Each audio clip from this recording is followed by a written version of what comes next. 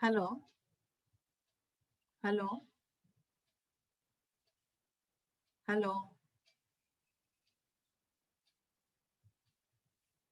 Hello.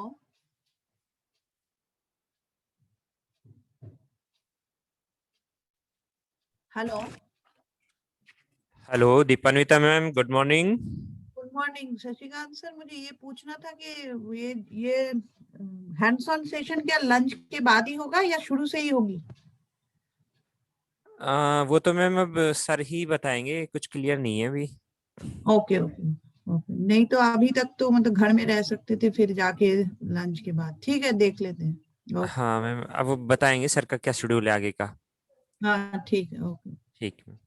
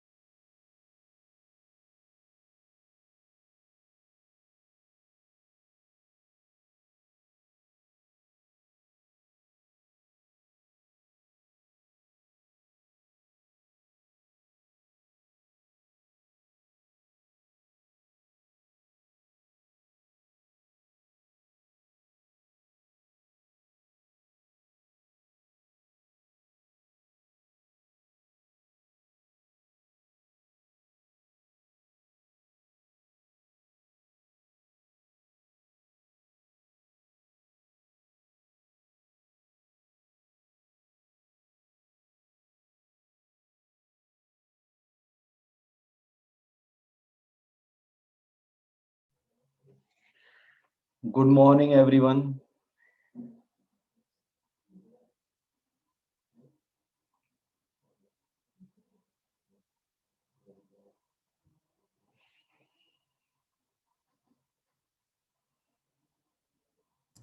Good morning, sir. Good morning, everyone.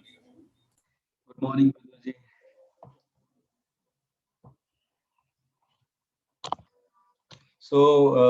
I would like to say thanks to all the participants for today's session, especially because today is the weekly off day in Banasthali, and still everyone have commitment to join today and to continue the training on the week off day also. So thanks to everyone, and we will also show the same energy, and we will deliver our best to everyone. So have a nice day, and Pratyushji. So I think we will wait for 9 more minutes. Let me check with Sally ma'am. I'll just call her and then I'll discuss and let you know. Okay. Sure, sir. Sure. Yeah. Thank you.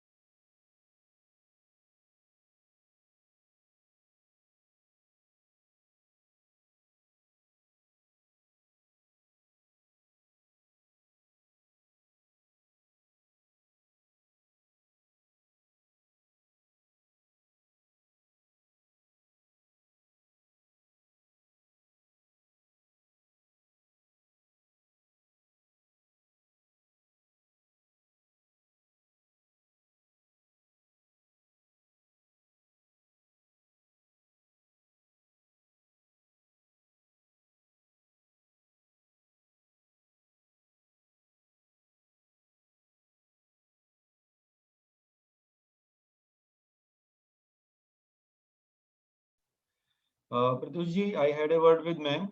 So ma'am is saying that everybody is on time, so we can start at sharp 11. Okay, ji? Okay. Okay, sir.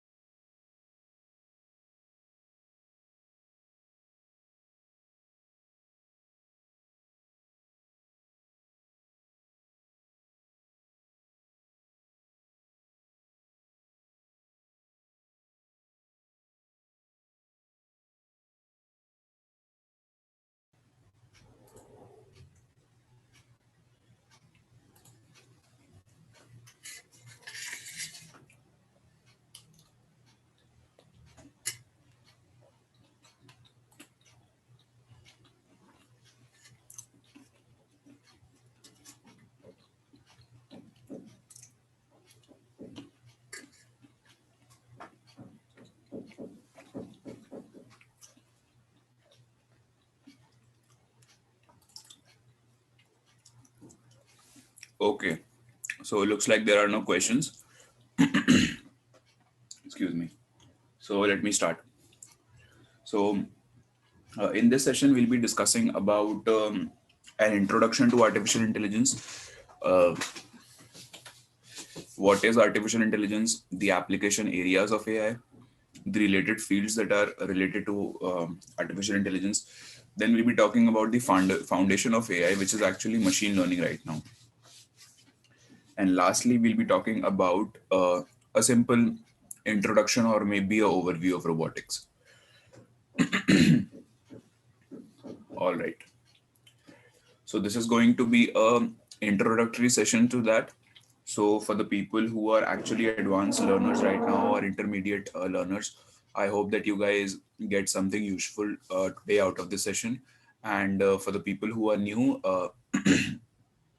feel free to ask any more doubts or questions that you have pertaining to any of the slides or use cases that I'll be discussing today. Okay. So what is AI?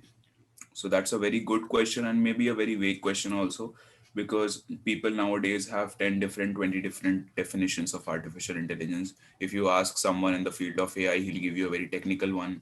If you ask a person who is in the field of um, computer vision, he'll give you something related to that. If you ask me, I'll give you a different version of it. What is actually the bookish definition of it? So the bookish definition says that when a machine imitates human intelligence, so when a machine imitates human intelligence, mainly computer systems, that kind of a machine, that kind of a program, or that kind of a system is known as a AI system.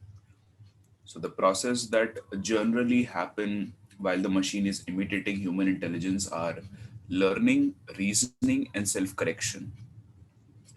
So you can think of very small, simple use cases also, and you can think of very large hybrid uh, use cases as well. And we'll be discussing all of them. But all of them come under the biggest umbrella, that is AI. So artificial intelligence is accomplished by analyzing how the human brain functions while solving problems and using these outcomes as base of developing intelligent human softwares. So what we are essentially doing is we are trying to mimic what our human brain function, how our human brain functions. Neurologists, psychologists are trying to understand the human brain, because human brain right now is still a research topic. We don't know very much about the brain still. With new advanced techniques and some everything that is advanced right now, we still have very few knowledge, and we rely only on experiments. We rely only on experiments and huge months studies of experiments to understand that, okay, why is someone thinking the way he is thinking, yeah, she is thinking. So the main purpose of AI is to create expert systems and implement human intelligence in a machine. So that is actually the main purpose of any system that is actually the main purpose of any autonomous system or any system to create a human level intelligence and help us in any which way that is possible. And also experts are anticipating that AI will change the traditional working style of industries, the way they produce, manufacture, and deliver. So these types of changes are already being seen in industries. In different types of automation tools are being put in, unmanned situations, unmanned factories are being laid out, and all those things are happening. So this is a building block that people are also saying that artificial intelligence is kind of the new industrial revolution, right after the ones we had earlier. So if we talk about different fields of AI, so people might get confused in fields. So this is, I think that this is a broader topic. Maybe you might have a different version of it, but this is broadly what it talks about. So AI is actually the I would say the biggest umbrella. Okay, so AI is actually the grandfather of everyone. So under AI comes these big jargons, or you can say boom words that are going around, buzzwords that are going around today, like machine learning, natural language processing, computer vision, image recognition, classification, machine translation, robotics. So all of this, all in all, comes under the field of artificial intelligence. And where I specifically work is I specifically work in the field of deep learning over here, which is a subfield of machine learning, and machine learning is again a subfield of artificial intelligence. So it's like that. And if we talk about types of artificial intelligence, so people have tried to narrow it down to different types of artificial intelligence systems depending upon their utility and depending upon their use cases that they provide. So it can be divided into two types. So in type one, we have in both the types we have somewhat similar structure. So in type one, we have a narrow AI. So narrow AI is something that is programmed to do a very narrow task. So what do I mean by a narrow task? So narrow task could be like image classification of a cat and a dog, or image classification of chest X-ray. So it is just a very narrow task. You cannot deploy a chest X-ray AI to a image classification AI. You cannot do that.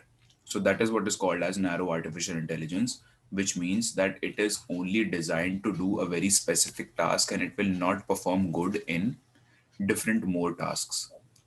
And then comes general artificial intelligence, or general artificial intelligence, which actually is trying to where people are trying to accomplish general things, like us humans are trying we are not specialists everywhere, but we are journalists everywhere. That is, we know how to drive a car, we know how to ride a bicycle, we know how to differentiate between a cat and a dog. So those kinds of machine who can which can simulate maybe more than narrow tasks, like self-driving cars. So self-driving cars are not only just detecting pedestrian, they're detecting traffic lights, they're detecting lanes, they are monitoring the cars that are going in and around, and they are then taking in that input and then giving you an output pertaining to that, and driving itself. So something like that. It's a complex machine which is taking in a lots of inputs and giving you lots of outputs in the terms of driving. So that is something that you can call as a general artificial intelligence. And then again, strong AI is again maybe you can say a concept as of now, that is a machine which is able to do almost every task. Maybe a robot that is designed for um, self-care, maybe a robot that is designed for in the medicine field. There are robots right now which are helping the nursing of patients and things like that. So they are still not strong AI, but they are general AI.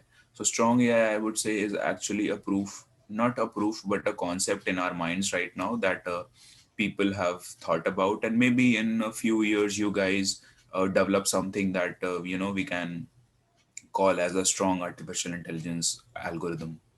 And then in the type 2 system, we have excuse me, in the type 2 system we have some machines which are related to. First is the reactive machines.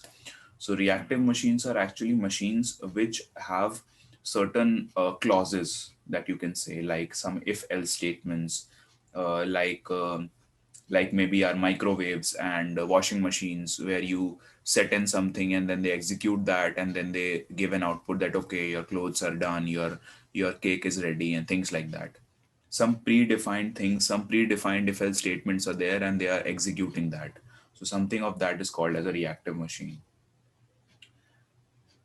And the second thing, as the name suggests, limited memory. Limited memory is something which incorporates the reactive machine with a history of its own. That is, it has a limited memory. That is, maybe it is understanding that okay, uh, like uh, like maybe your Google Assistant is trying to understand that okay, you speak like this is your voice, so it is trying to train on your voice. So that is a limited memory machine, you can say. That is, it has limited memory, and it is trying to um, conquer conquer the past experiences it had with you, so that it can make its algorithm better. And the last two things again are actually about theory of mind and self-awareness are actually still concepts as compared to strong AI. So theory of mind and self-awareness are actually machines, are strong machines. Actually, not machines. You would call them. You would call them as humanoid robots or actually android robots who are able to simulate human intelligence in a perfect way, simulate human reasoning, rationality, and all those things in a perfect way. So that is something called as theory of mind and self-awareness. So matlab they both are actually in the same level, but the level is not in the same category, but the level differentiates between the two. So if you talk about a self-awareness machine, it would be aware of all the scenarios, maybe something of a machine that we see in movies and sci-fi movies that we talk about, like in the Terminator movie, we had this Terminator robot which is able to do almost everything and reason it out and all those things. That type of a machine can be called as a theory of mind, and maybe a better machine who is able to rationalize things and take emotional decisions as well is called as a self-aware machine. But right now we are generally talking, we are at the age right now where we are only discussing about narrow AI, maybe a little bit of general AI, and then reactive machines and a little bit of limited memory machines. So these are actually concepts. These are not actually concepts, but proof of concepts with industrial applications also available. But strong AI, theory of mind, and self-awareness are actually uh, concepts right now. And hopefully researchers like you guys can come up with machines in a few years, and we can have topics like that also. We have examples of these machines also. So when we talk about artificial intelligence, we can say that it is being incorporated in various kinds of technology. AI, as I talked about, is actually the biggest umbrella, and under that comes a lot of things. So AI can be thought of like automation that is happening in the industries, automation that is happening in the fields, automation that is happening in factories is called as artificial intelligence. What all we talk about in machine learning, the mathematical aspects of machine learning, the statistical models that we build is also called as artificial intelligence. You have machine vision. So in machine vision, or specifically called as computer vision, where you are giving see depth perception of the real world, and maybe how the real world looks like to the machine, trying to help the machine understand actually. Similar things are happening in the self-driving cars also. You have lots and lots of sensors, almost um, more sensors that you can think of there are in the self-driving car to make it even better on the road, so that it can react very fast and very easily to any mishap that happens. And then robotics is actually is it was another field from artificial intelligence, because firstly we had robots which were not intelligent. Firstly we had robots which were reactive. That is, okay, I have programmed a robot to do this, I have programmed a logic inside the robot, and the robot is trying to perform that program only. So robotics was the field over there. But with the advent of artificial intelligence and the boom in the AI field, and with NVIDIA coming up with GPUs and NVIDIA coming up with edge devices which can be deployed onto robots like Jetson Nano and Jetson Savior, robots have started to robotics has now being started as a field where the artificial intelligence algorithms are being deployed. So you train your model on your software, you simulate your model on the software, and then after simulating it, how do you transfer it to the real world? You transfer it through the field of robotics, you transfer it through the field of automation. And lastly, natural language processing, as everyone already understands the name. Excuse me. As everyone already understands the name, natural language processing is actually the tool which helps humans to understand our language. So if I don't know if there is an option on Zoom, but if you have used Google Meet, there's a very good option inside Google Meet which shows you that turn on captions, and the Google algorithm starts its NLP algorithm at the background, and whatever people are speaking, it starts to transcribe that in from speech to text directly on the go. So that is a very good example of a natural language processing task which is happening uh, in Google Meet also. And there are many more examples out there right now, not just one, not just two. So yeah. So if we talk about a few examples in the field of artificial intelligence, as we were talking about earlier, so you have these and not only the most popular ones, but there are lots and lots of AI in use today, and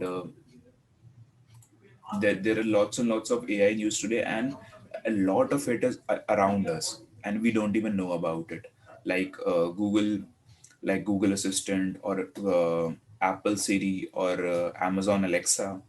So all of this, what they're trying to achieve actually. So what they're trying to do is, if you think about it, how Alexa is trying to figure out your speech and giving you an answer. If you break down the pipeline, you would be able to see that how complex it is. Let's assume that you talk to Alexa and you say, "Hey Alexa, remind me tomorrow about something. Remind me tomorrow to call X." So when you say this to Alexa, firstly, Alexa is always on mode. That is, um, it is always a algorithm is applied to it, which is a wake up detection call. So whenever you say Alexa, it is woken up, and after that it tries to do speech to text. And how does it do that? Using very simple speech to text library which are now readily available. So if you say, remind me to call X tomorrow, so what it will do is it will first synthesize your speech, convert it into text. Then from that text, it will try to calculate or maybe try to figure out the intent, the action that you're trying to say. So it will first figure out the action, then it will go and do that action for you on your calendar. And then it will convert that action into a human readable format, that is, okay, I have put in your appointment or something like that. Okay, and then it converts that human readable format to a speech. That is, again, then speech, text to speech happens, and then it gives an output. So if you think about it, there are lots and lots of algorithms that are going on behind it, and it's not just one algorithm that is going on. And similarly is the case with Tesla also, like self-driving cars. They are not only just looking at the road. They're also looking at the pedestrians that are going on, the traffic lights that there are, the number of cars that are on the street, the lane that is being detected. All of these things are happening all together at once, and then they are making informed decisions to, make a left, make a right, or stop, or if you see a traffic light, stop over there, things like that. So it's a very complex situation which is being implemented. And Alexa, as you might think of, is actually a server based version. That is, there is a server involved, there is Wi-Fi involved. That is, okay, you have a Wi-Fi, and whatever you're saying is actually happening back on the Amazon servers, not happening on the Alexa itself. But in Tesla you have edge devices already deployed. You would have a good enough compute power in the car only, which is trying to incorporate, which is trying to make decisions on the go, because in cars you don't want any kind of latency. If a pedestrian comes in and your Wi-Fi your Wi-Fi drops or something like that happens, the server breaks down, you cannot the Tesla would be running, the Tesla would be running blindly, I would say. So in that case, self-driving cars are incorporated with good enough of compute, and there are edge devices that are specifically available for self-driving cars, uh, which are deployed on the cars only, so that you don't rely on a server, you actually rely on the machine that is sitting inside the car. And similarly, if we talk about recommendation systems are a part of our life in each and every way. If you talk about Amazon shopping, you talk about Flipkart shopping, you talk about Instagram scrolling, or you talk about Facebook feeds. Even we can talk about LinkedIn feeds, YouTube recommendations, and then there comes the platforms, online platforms, OTT platforms like Netflix, Prime Video, which Netflix actually gives you a very good uh, recommendation. I would say Netflix has the one of the best recommendation algorithm just after Spotify, because and if you own a Netflix account, you can go onto your Netflix account and just click on any title, and you would be able to see that what Netflix thinks of that title, that will you watch it or not. And it gives you a percentage output, that the titles that would be coming up would be actually giving you like 96%, 94% accuracy, that they are displaying the accuracy, that this is how much you're likely to watch this title. And similarly, in other platforms, this is not the case. They don't give you percentage, but they give you good enough recommendations. But Netflix has one of the best recommendation systems. All right. Please feel free to ask any more questions, doubts, the discussion that I'm trying to say, that the scenarios that I'm trying to build. Please feel free to stop me if you feel like, if you want to add your views, that is also welcome. Okay. So, how do we approach actually an artificial intelligence problem? How do we do that? So, following are actually the approaches that we generally take into account. So, the first thing is that we need the machine to think humanly. What is the meaning of that? We already talked about that we are trying to build machines who are trying to mimic human intelligence. That is, we are trying to build artificial intelligence machine which are actually trying to mimic the human brain and see that, okay, this is the how the human brain functions, and then they're trying to achieve that. So firstly, we need to understand how we think and make the machine also think that way. So thinking humanly is very important. Then thinking rationally is also very important, because you don't want your machine to be you because you want the machine to think rationally as well. You don't want the machine to go haywire, or something like that, because there are laws governing us also. Maybe there are constitutional laws governing us, so we want the machine also to obey all those things. So thinking humanly and thinking rationally is actually one block which needs to happen. And similarly, once we understand the algorithm, we design the algorithm, we need to develop the algorithm so that we can so that the machine can actually act humanly as well, and even act rationally simultaneously. Because after designing an algorithm, what does the researcher or the developer needs to do? After designing the algorithm on paper, maybe on a proof of concept, he needs to develop the algorithm which can be deployed in the real world. So for that, you need to have simulation environments. You need to have good enough data sets so that you can deploy it on your real world, I would say real world. Okay. So that was all about an introduction to artificial intelligence, how it is impacting our lives, what all is happening around us, and what is artificial intelligence, what is the difference between the different fields. I hope that people were able to understand that. Maybe for the advanced people, you had something new that you saw today. Now let's talk a bit about the different fields of AI, where there are applications happening in the field. So AI is actually a field right now where it does not matter which field you are from. Um, there is a buzzword going around, that don't switch jobs to AI. Um, make matlab, don't switch jobs for AI. Incorporate AI in your job. So what is the meaning of that? Andrew Ng, the one of the leading researchers, is trying to incorporate this in every field.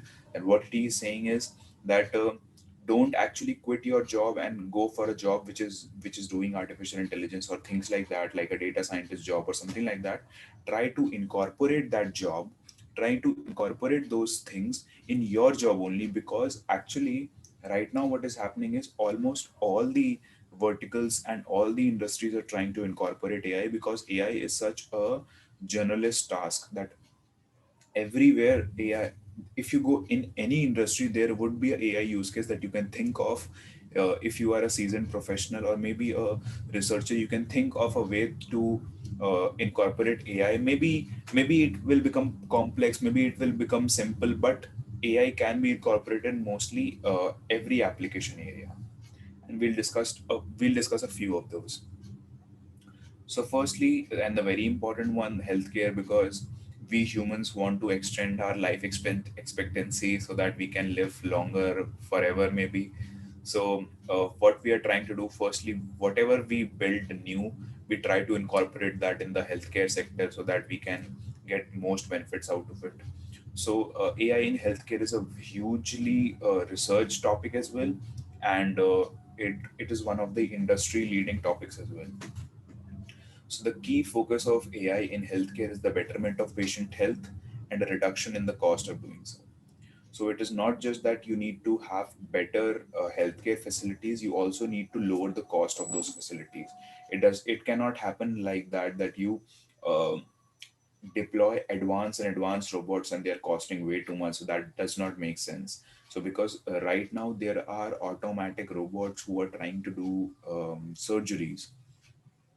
Okay, so surgeries are happening in the field of AI, like very precision based brain surgery, like cancer cell detection and cancer cell removal, tumor removal, things like that are happening where very millimeter, micrometer precisions are required. Over there, artificial intelligence bots are being used.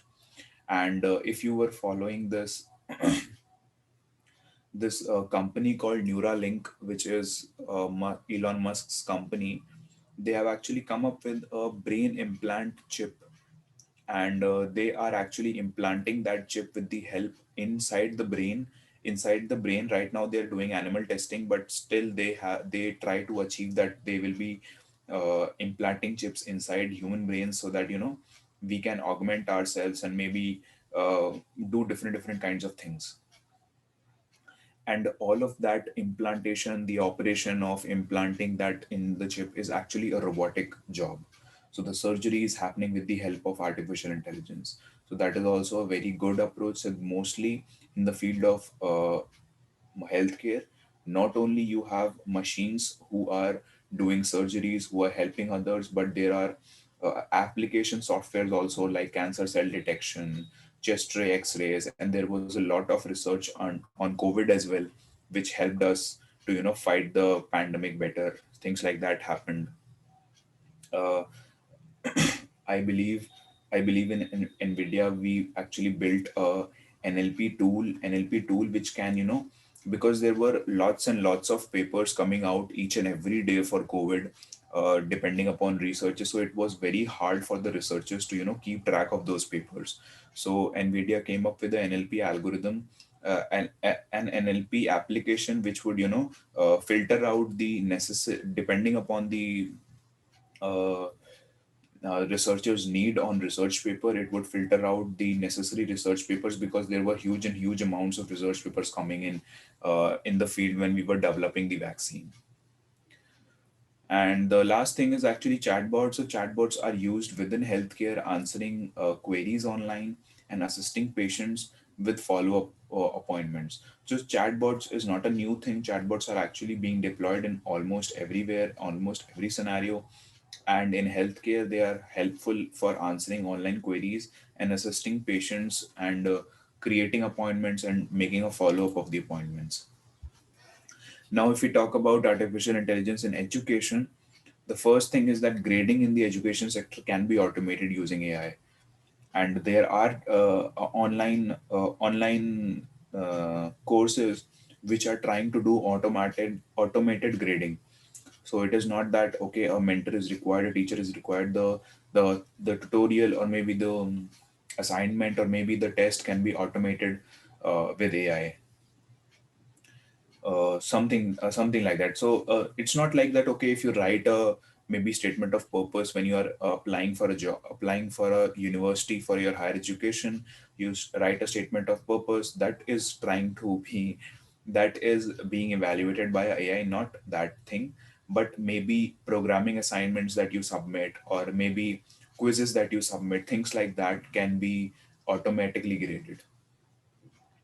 And there are AI assistants and AI tutors also available for these courses online, where the AI tutor exists to provide additional support so that the students can stay on track. And AI can even change where and how students learn, possibly even outright replacing teachers down the line. So it is possible that 5 years from now, or maybe 10 years from now, this is like the training that is happening right now is not maybe a human to human interaction. Maybe we have artificial intelligence bots who are trying to replace my job, maybe trying to replace other things also. So bots are trying to deliver this training maybe in 5-10 years. And then if we talk about AI in the business sector, so in the business sector also we incorporate a lot of algorithms for automation. Like we already talked about that AI automation is increasingly being utilized within the business sector for repeatable tasks that are usually handled by humans. There are plenty of opportunities for AI integration within a business, including smart chatbots on company websites. And a lot of companies utilize these technology already, particularly for online stores. So you have online stores available where you have artificial intelligence recommendation engines, automated buying, automatic um, delivery system, automatic packing system and sorting system, so that in the Amazon facility, how they are managing their big warehouses, how they are managing their super fast prime deliveries and all those things. This is actually happening with the help of artificial intelligence applications that are running in the background. That from the minute you put an order till the minute it gets delivered, there is a huge amount of artificial intelligence applications that are deployed at the back end. Then AI in the finance sector. So AI in the finance sector, almost all organizations have started using AI because of the following reasons: that artificial intelligence not only reduces the cost, it saves time also, and it adds value to the organization as well. So you have applications like Mint, TurboTax, and many other applications also, which are helping, which are gathering your personal information and gathering your transactional details and trying to give you financial advice. Like, okay, this is how much you spend, this is how much you earn, so you should and you this is how much you expend, and so this is something that you can invest in, or something like that, for your tax benefits and things like that. So automated tools are available which helps you increase your personal wealth, depending upon your habits, and depending and learning from your habits. Okay, so and then AI in manufacturing is actually a very mainstream task right now. We have already talked about a lot of automation happening in the industry, in the production line. You have different types of robots which are trying to sort things out, pick up. After sometimes what happens is, after these mass production, what happens is that some things get left, right, maybe some things don't achieve that quality because of the mass production. So they have also computer vision algorithms deployed which are trying to see that, okay, after packaging and before just shipping out, how does the package look, does the package look damaged, or things like that needs to happen. So all those things are done automatically. And AI allows for the automation of a lot of work, and sometimes to the extent that human participation is no longer required. So there are factories and plants which are totally unmanned. Tesla had come up with a factory which is producing cars which is totally unmanned, or all the things that is starting from taking up the metal and developing a car. All those things were happening with through automation and through robots. And LG is also planning to open up a plant in 2023 where every process, that is from purchase to manufacture up until to delivery, up until to packaging and delivery, will be automated and carried out with artificial intelligence. All right. So those were some examples, maybe in the field of maybe some application environments in the field of artificial intelligence. Now let's talk a bit about where did AI came from. So the forefathers of AI you can think of are not actually just computer science or brain study. It is actually philosophy and cognitive sciences, a little bit of math, a little bit of psychology, and a lot of computer science. So when you incorporate or when you uh, amalgamate all these things, you get something which is called as artificial intelligence. And how is AI trying to incorporate all of this? Incorporating this in what ways? AI nowadays can reason itself, can try, is doing planning, is able to perceive things with the help of computer vision. It is trying to do knowledge acquisition with the help of the history that it has gotten. Intelligent searches, it can perform depending upon your use case, depending upon your things. And there are also uncertainty managements, and there are many more applications and many more actions that the artificial intelligence agent performs. And some of it can be like game playing. There are a lot of reinforcement learning agents that started with defeating the grandmaster on chess, then defeating the grandmaster at the go game, then defeating champions of the Dota game. So things like that. So it has the game playing field has also increased a lot. Then there are theorem proving techniques. Then there is language and image understanding. We talked about NLP and computer vision. Then you have robotics and navigation, where you have autonomous vehicles, different types of medical robots, utility robots, and things like that. Even the robots that are deployed onto deep sea exploration missions and outer space missions, those are also robots for navigation and robotics. Now, if we talk about artificial intelligence and the related fields that it has, so artificial intelligence not only, sorry, yeah. So artificial intelligence, under the related field of artificial intelligence, we have the field which is called as pattern recognition. So pattern recognition, as the name suggests, is the process of recognizing patterns with the help of an algorithm, specifically a machine learning algorithm. And pattern recognition is the classification of data based on knowledge already acquired or on statistical information extracted from patterns or their representations. So it is not mandatory that there would be some patterns that are visible to the human eye, but some underlying patterns that there would be extracted with the help of pattern recognition algorithm from the data. So it has the ability to detect arrangements of characteristics data that produce information about a given system or data set.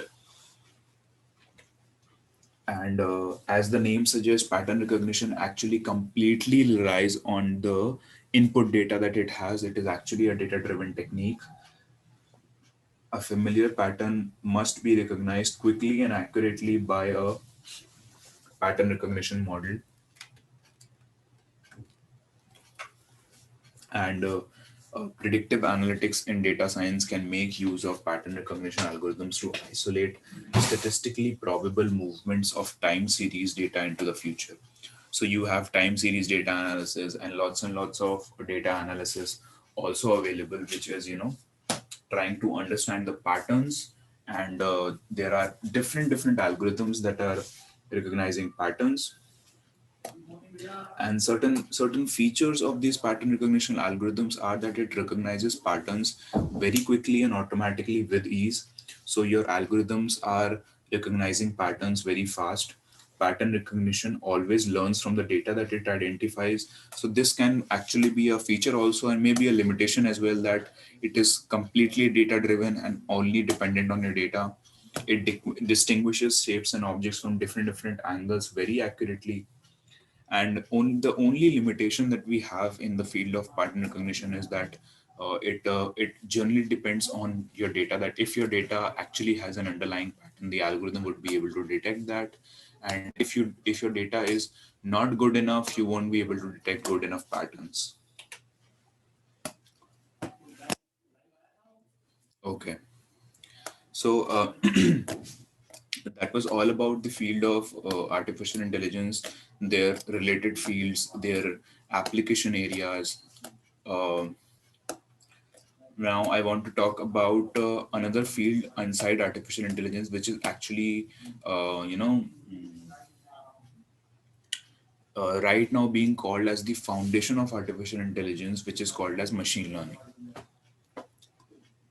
So I'll pause here for a few seconds to see that if there are any questions, please feel free to type it out and or discuss with me your your questions or doubts.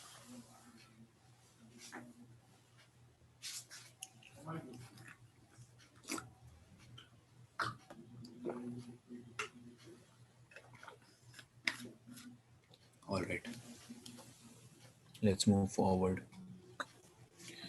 So foundation of artificial intelligence is the new building block which is called as machine learning. Now artificial intelligence actually no longer rely on typical knowledge representation and programmed inferencing mechanisms. Instead, the modern artificial intelligence is built on machine learning, a new foundation. And we'll be discussing in depth about what is this machine learning algorithms and what is actually machine learning. So today, across AI domains, AI applications are based on machine learning technology. Whether it is a neural network architecture of deep learning, the models themselves, or decision trees of conventional mathematics-based machine learning, they are all based on the foundation called as machine learning. So it may be the neural network architectures that we'll be simulating in the coming up days. It may be the models that you decide or you design, or it may be a decision trees, regression models, and things like that. All of that are incorporated in the field of machine learning. And if we talk about machine learning machine learning based artificial intelligence, all the things that you can think of over here are actually machine learning based. So if we start from the bottom, you have your hardware or your infrastructure, which is very important. And after that, you have a specific language through which you will code your machine learning algorithm. Then, let's say you have your GPUs, you have TensorFlow. On top of TensorFlow, you have your model components, like you design your tensors, you design your mathematical model, you decide your hyperparameters, you decide your network architecture. And after deciding all of these model components, you take these model components and uh, uh, you take these model components to actually identify which algorithm you might be using. So you might be using a linear regression, a random forest classifier, maybe a logistic regression, or in the deep learning field, maybe a convolution neural network or a recurrent neural network, maybe a LSTM. And if you pick up any of these algorithms, then you would be able to get to a domain which can be a prediction of a kind of a task, or a recommendation kind of a task, or even natural language processing, or speech recognition, or vision, maybe robotics and automations. So you start from the very bottom, you build your way up to the domain, and that is what machine learning is all about. You pick up model components, you pick up machine learning algorithms to code your problem statement, to code your use case, and all of this is actually called as machine learning. So the diagram on the previous slide depicts that though some of the domains in the top layer of the description continues to be the same, such as NLP and speech recognition, others might have changed. Today, this area includes autonomous vehicles to highlight projects in self-driving cars and drones. In top-level domains, machine learning is no longer included because all of these things are actually included in machine learning. Okay, so now let's talk about the definition of machine learning, the bookish one. What is machine learning? So ML provides system with the ability to learn automatically without human involvement and adjust activities accordingly. ML technology also involves different techniques in dealing with huge data in an intelligent way to develop actionable insights. So what you're doing over here, you have huge amounts of data. You're trying to develop intelligent ways to develop actionable insights. Now, this technology is the key for industries working with extensive amount of data. By gleaning insights from this data, organization can work more efficiently and even more effectively. So we already talked about this, that machine learning is actually a subcategory of AI. People are also calling it the foundation of artificial intelligence. It allows system to learn and improve from its own experiences without necessarily being programmed. Therefore, its primary focus is on developing of computer programs that are able to access data and learn from it for themselves. So the primary focus that is happening inside a machine learning algorithm is that you are developing computer programs that are able to access the data that you're providing them, and not even just accessing the data, they are trying to learn from that data themselves. Okay, so the process of machine learning starts with the observation of data, usually a direct experience or an instruction. You can just showcase the data to the algorithm, maybe it will learn automatically, or maybe you show the data as well, and you show the data as well, and you also um, give a few instruction as to how to do the data pre-processing, some feature extraction, something like that needs to happen so that the model can find actionable insights. Now, this is to find patterns in data in order to make better decisions in the future based upon the direct experience or instruction given to the computer. All right. Now, the aim of all these ML technologies and ML algorithms is to have computers act and learn automatically without the need for human interaction or even intervention. We are trying to build machines in such a way that by giving them data, we are not only trying to uh, not only trying to remove human interaction from the development of those machines. Once the machines are developed, once the machine learning algorithm is developed, we are trying to incorporate the data to it in such a way that the machine can directly take out actionable insights and without any human intervention or an interaction. Okay. Now, the strengths of a machine learning based algorithm, which is based on artificial intelligence, is given the data and given the tools to identify that data and pre-process that data, it is easy to form new solutions. So it is possible that you form new solutions to the given data and tools. Now, to resolve several problems, there are a large number of algorithms available. So this is a very good technique, and thanks to the researchers like you guys, where um, most of the codes, most of the research papers are all open sourced in the field of AI, in the field of machine learning, that you can resolve many problems because there are large number of algorithms available right outside the box. You can start training your algorithm. So that's a very good thing. And sometimes this also happens, and maybe not sometimes, often it happens that it beats human level of capability while resolving problems in all AI domains.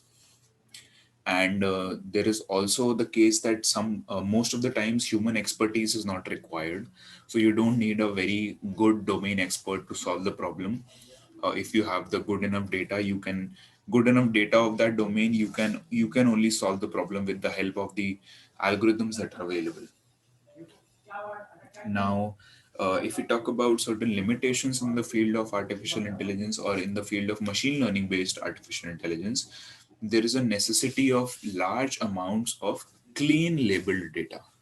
So this is actually threefold definition, that firstly you need large amounts of data, then you need large amounts of clean data, then you also need large amounts of labeled data. This is a necessity for any supervised machine learning algorithm. Now, there are also very bad consequences for skewed results due to problem in data, such as staleness, incompleteness, or injections of bad data. Now, tools for hyperparameter tuning optimizations are available.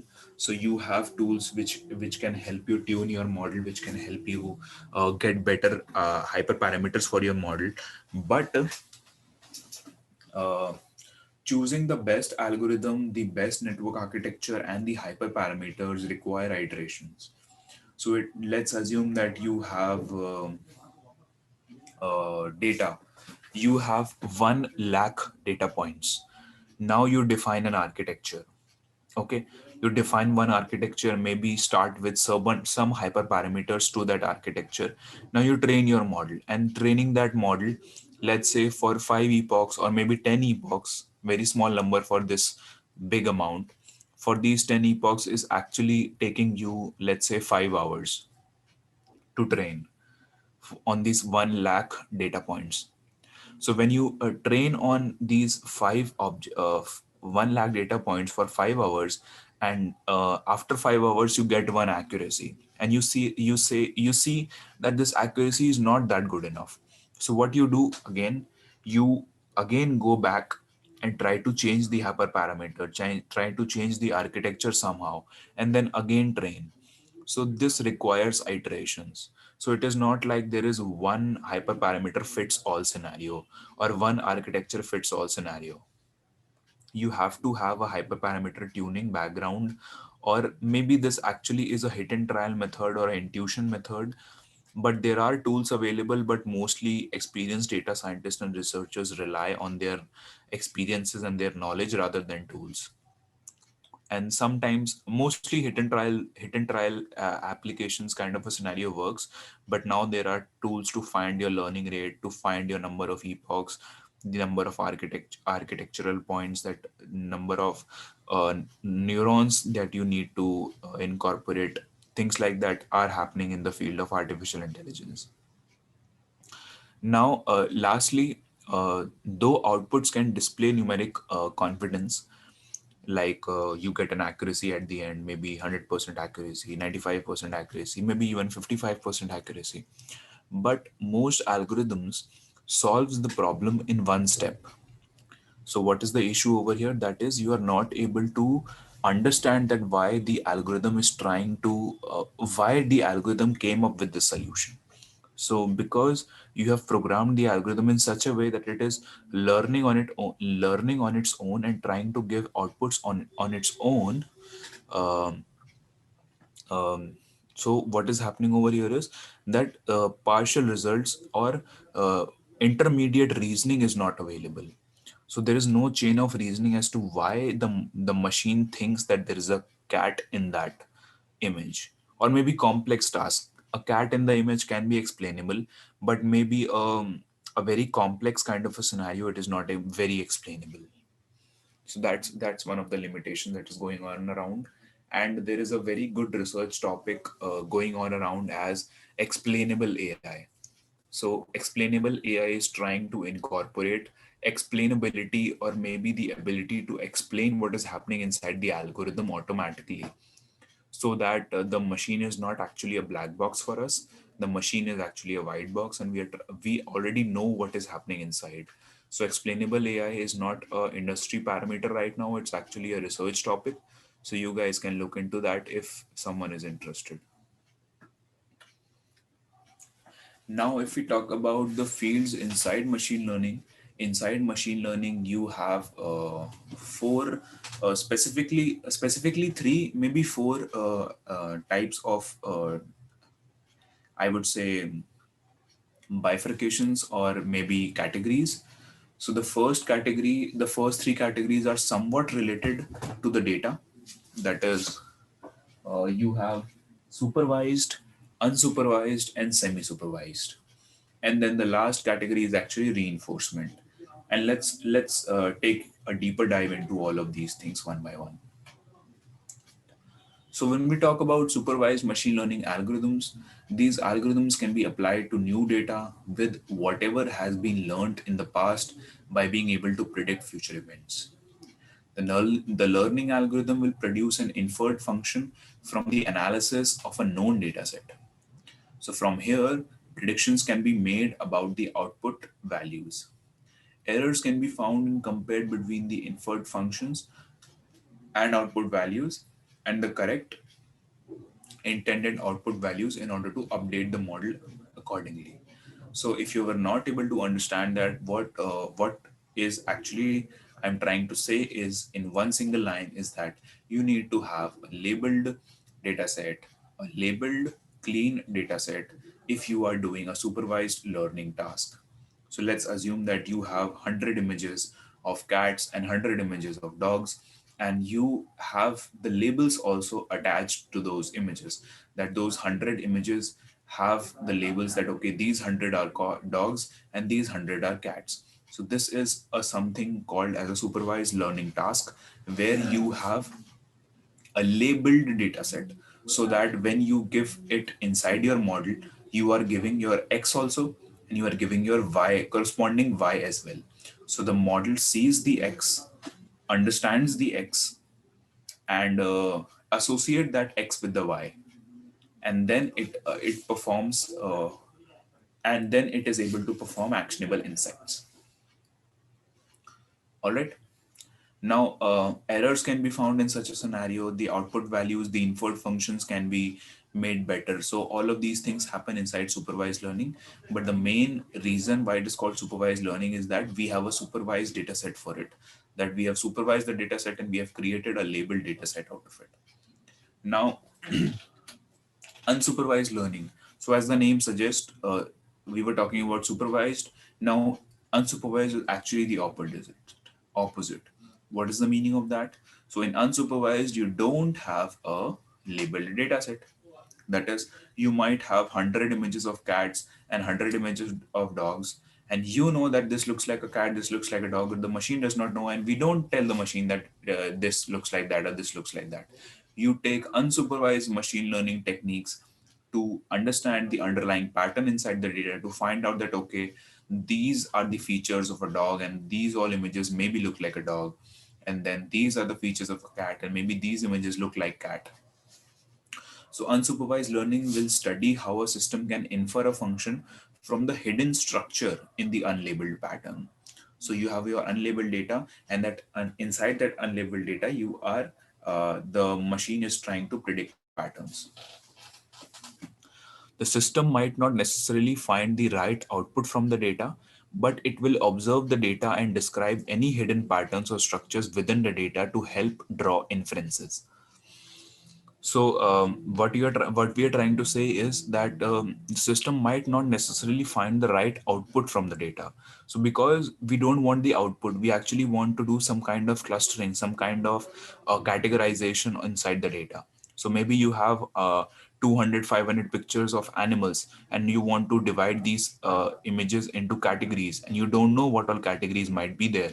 So what you do is you take this up as an unsupervised learning task, and you perform clustering type of techniques, maybe different unsupervised learning kind of techniques, where you classify, where you categorize each of these images with different classes, different groups, so that you can categorize, okay, this looks like this looks like this category belongs to this animal, this category belongs to this animal, and things like that. And this can help you draw inferences with the underlying patterns that there are in the data or in the image. So the basic difference is that in supervised, you have labeled, clean, huge amount of data, and in unsupervised, you have unlabeled, clean, huge amounts of data. Now, there is a fine line between the two, which is called as a semi-supervised learning task. So these algorithms fall in between supervised and unsupervised learning. They use both labeled and unlabeled data set. So what is happening typically over here is that you have a small labeled, sorry. So you have a small labeled data set and you have a large unlabeled data set also. So what is happening over here is you are taking the small labeled data set, training on the small labeled data set, and then you are inferencing on the large unlabeled data set and trying to label that as well. So this is something called as a semi-supervised task. And semi-supervised learning is used when the labeled data requires skilled resources and data sets in order to learn from it. And Sometimes this is also happening right now these days, that there are some downstream tasks for images, for GANs. If people would have heard about GANs over here, that is the generative adversarial network. And over there, let's say people are trying to create their own data. So if you're creating your own data and then training on that data, that is also something of a semi-supervised learning. And you have different tasks of image super resolution and black and white image, that is image colorization. So you don't require a data set. You can just prepare your data set on your own. You take an image, uh, convert it into a low res image, then you have your X and you have your Y. You take an image, you convert it into black and white, then you have your X, you have your Y for your image colorization task. So these are actually also called as semi-supervised tasks. Not actually semi-supervised, but these are actually downstream tasks of a supervised learning algorithm. Okay, now we talked about these three, that is supervised, semi-supervised, and unsupervised. Now this is actually a different, I would say, different relative altogether. So reinforcement learning is not at all similar to what we discussed right now. Machine learning algorithms learn from interactions. So in a reinforcement learning algorithm, you have interactions with environments by discovering errors or rewards. And the main aim of this is for the software to automatically determine its ideal behavior and then act on it within a specific context. So what is happening over here is that you don't have a supervised or unsupervised data, but over here, what kind of data you have? You have an environment, and inside that environment, you have your learning algorithm. And as the learning algorithm is interacting with the environment, it is getting certain feedbacks, that okay, it is getting a positive feedback if it is doing certain kind of an action, and it is getting a negative feedback if it is doing certain kind of action. So as it is doing these actions, it is trying to understand that okay, this is a favorable outcome and this is not a favorable outcome. So this is actually by discovering rewards and penalties, it is actually able to learn, and this is called as reinforcement learning. So only simple feedback is required for it to learn which actions are best. Okay, so this is a field of reinforcement learning which is totally different from the field of supervised, semi-supervised, and unsupervised machine learning. And let's talk first a bit about the reinforcement learning techniques and what all different types of techniques there are. Now, before going into agents and environments, let me stop here for uh, a minute and just see that if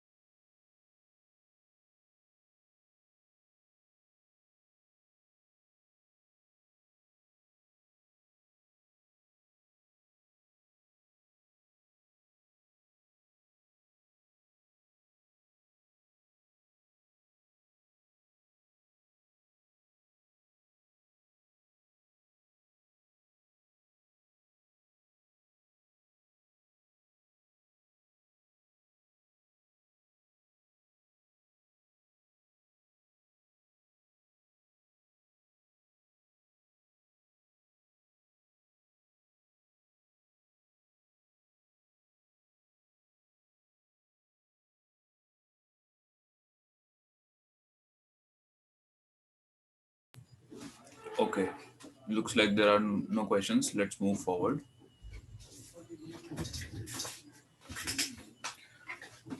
So now let's discuss about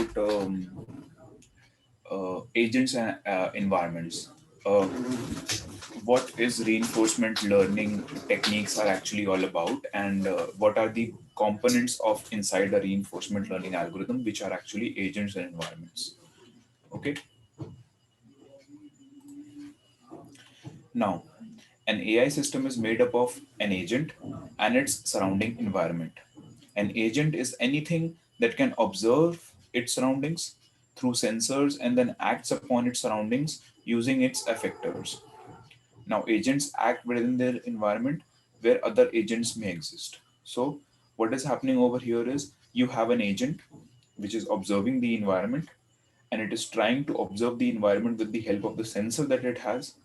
So you can think of this, you can just in the back of your mind you can think of a self-driving car, but the self-driving car is looking at the environment that it is around, and then looking at the environment it is trying to do with the help of the sensors. It is looking at the environment, sensing the environment, and after sensing the environment it is actually understanding that okay, this is what it looks like, and then it is trying to do something, and then trying to see that okay, if I did this, what outcome was that, if was it a good outcome or was it a bad outcome, with the help of its effectors.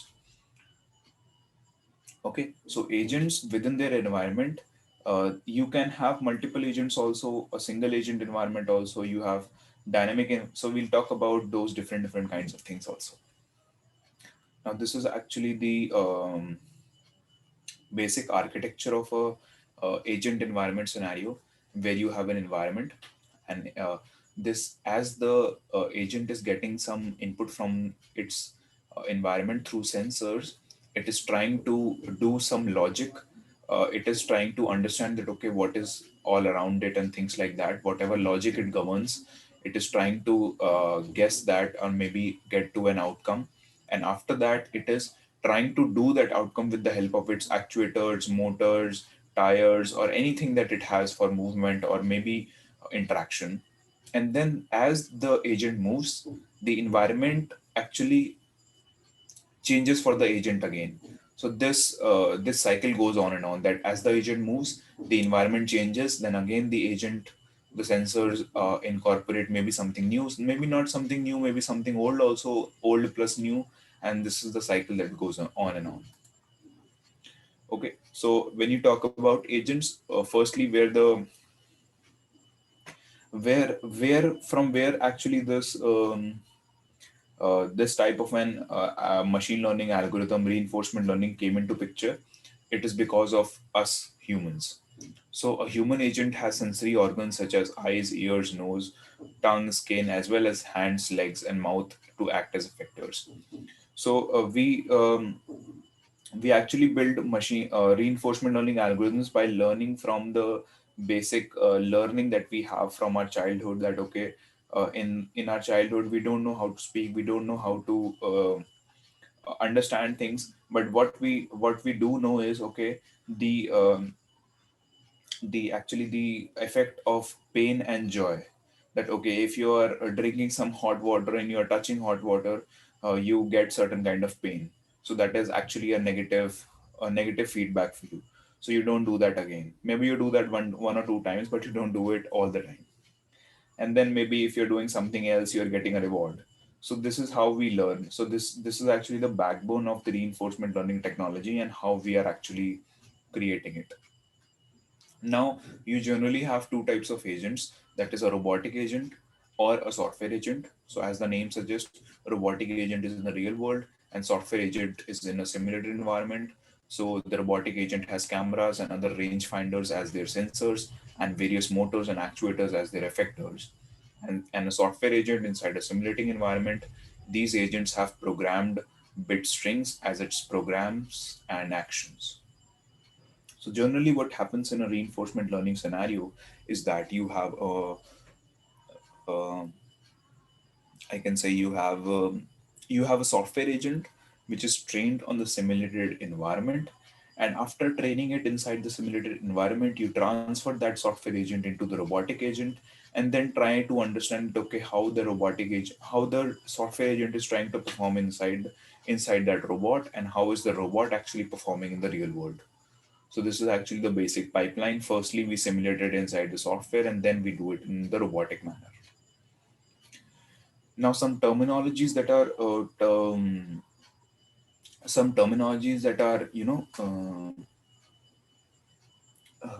associated to the agent and environment scenario is that there is always a performance measure of an agent which determines the success of an agent.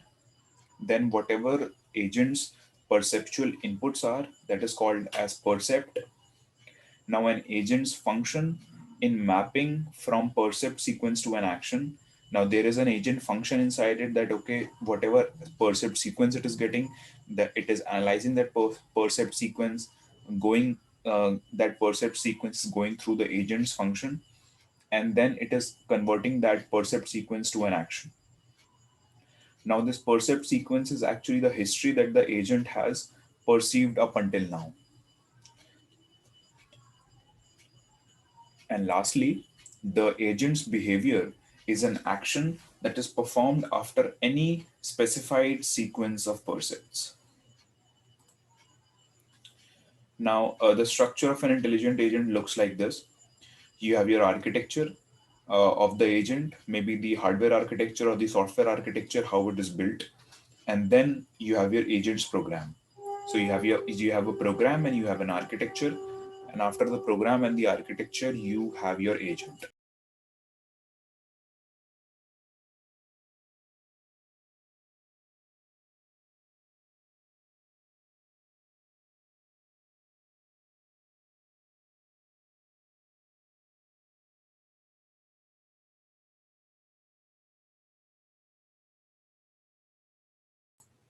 Okay. So now let's talk a bit about types of agents. So depending upon their use case, depending upon their application that they're trying to do, the agents can be divided into specifically four types of agents. That's firstly a simple agent, then a model-based agent, then a goal-based agent, and then a utility-based agent. So we have these four different kinds of agent where the utility can be different. Maybe the goal can be different. Maybe there is no goal, but there is a model that is governing the agent, and maybe just a very simple model. Now let's see how these agents differ. So let's talk about firstly the very simple model, which is the very simple agent, which is actually the simple reflex agent. So what is a simple reflex agent? So these agents select actions according to the current percept. Okay, so let's assume that this is your agent. Okay, this is your agent, and it is getting some output. So it is getting some input from the environment. The sensors are trying to understand that input, and after that, it is converted into machine code. And how is the world like now? So it is trying to answer few if and else statements that okay, how is the world now? What action I need to do depending upon the world right now? What is the state the world is in right now? What action I need to do? And depending upon that action, it will have if and else statements. It will have a predefined condition action rule where will it look that okay, if there is a this can be a simple this reflex agent, you can think about it as a simple uh, line following robot. That okay, if there is a line, if this is a black line, and if this is a black line, if the black line is going towards the left, I need to move towards the left. If the black line is going towards the right, I need to move towards the right. So this is kind of a condition action rule that happens, and then this condition action rule effectors will take into charge, and then effectors will move inside the environment, and as they move inside the environment, the sensor will get again different kind of input. So this is the cycle that goes on inside a simple reflex based agent, where what is the meaning of reflex? That as it changes its state, as the agent moves, the reflexes changes, and the agent needs to incorporate that changes inside its actions. Now, uh, as we move towards different kinds of agents, we generally attach a bit of complexity to the current architecture that I talked about. So the architecture generally remains the same, but inside a model-based reflex agent, you generally have a history of the model as well. So it will understand that okay, I had taken a left, I had taken a right, or maybe I had stopped because the line was not starting, and it creates a logic on its own. It creates a model of its own using those reflex actions. So it understands the state, how the world evolves, and what the actions that it is performing does. So what my action I'm performing is what it is, how it is evolving the world. So all of these things taken into mind, all of these things taken into consideration, there is a condition action rule which takes into account. Now there are internal states present represents the aspects of the current state that are unobserved based on the perceived history. So the only difference maybe over here is that you have a perception history over here, where your model is trying to create, where your agent is actually trying to create a model of how the world is actually reacting, or maybe how the world is actually evolving, not reacting. Now over here, you have your depending upon just the condition. Earlier there was this condition action rule. Now this condition action rule changes to a goal based rule. In a goal based agent, rest all of the things remains the same.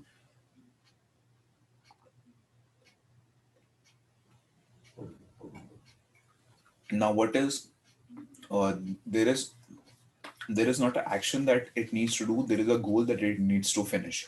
So maybe there is a goal that, okay, I need to finish this racetrack. Maybe I need to finish this. Maybe I need to get from place A to place B. This is the goal. And now, depending upon this goal, the action needs to be taken. So this is similar to a model-based agent, but it is governed with the help of goals rather than the a condition rule or maybe a if and else statement. And similarly, a goal based agent is also there. Similarly, there is a utility based agent that it instead of the goal, there is a utility that needs to be performed instead of the goal, and then it converts it in that way. So the model is trying to achieve creating a history of its own, creating I would say creating a history, creating a state of its own, creating the mapping of the world, that how the world is evolving and how the actions of the model is trying to change the world. And then this is what the utility of the model is, and then trying to fit the utility of the model. Let's assume that the utility of the agent is to perform, let's say, surgery, or this is the utility of the agent, or maybe it's a cleaning robot, and the task of the agent is to clean, and to maybe the utility is to clean or something like that. So just the goal based opportunity is changed with the help of the utility based opportunity. All right.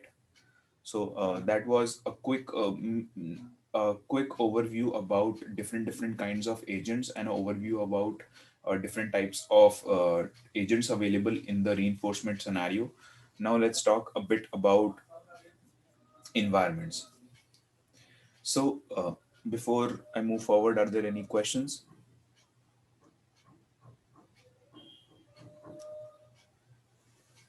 Sir, this model is totally based on reinforcement learning. Yes, ma'am. So not specifically reinforcement learning, but reinforcement learning as well, and simple robotics also. Okay, because the new, suppose there is some new scenario whose rules are not already in this state. So Uh, is this model will add the new rule according to the environment or according to the change of states, which generally happen in reinforcement learning? yes, it will. Okay. Because in the field of reinforcement learning, you don't define all the rules beforehand. You just define certain parameters, and depending upon the change in the environments, depending upon the change in the rewards function, maybe depending upon the change in um, the penalty and the rewards that you get, the model tries to learn, understand the environment. So So over here in that case also, if the environment changes in such a way that it is not able to, it does not have a rule of its own for that kind of a change, it will try to incorporate that as maybe a progress, maybe a reward, or maybe as a penalty, to try to understand that, okay, this is something that I need to do. okay, sir. Okay, thank you. All right. Thank you, ma'am. Great question. Now, any more questions pertaining to agents or agents? Now let's. Otherwise, I'll talk a bit about environments also, and how different types of environments there are.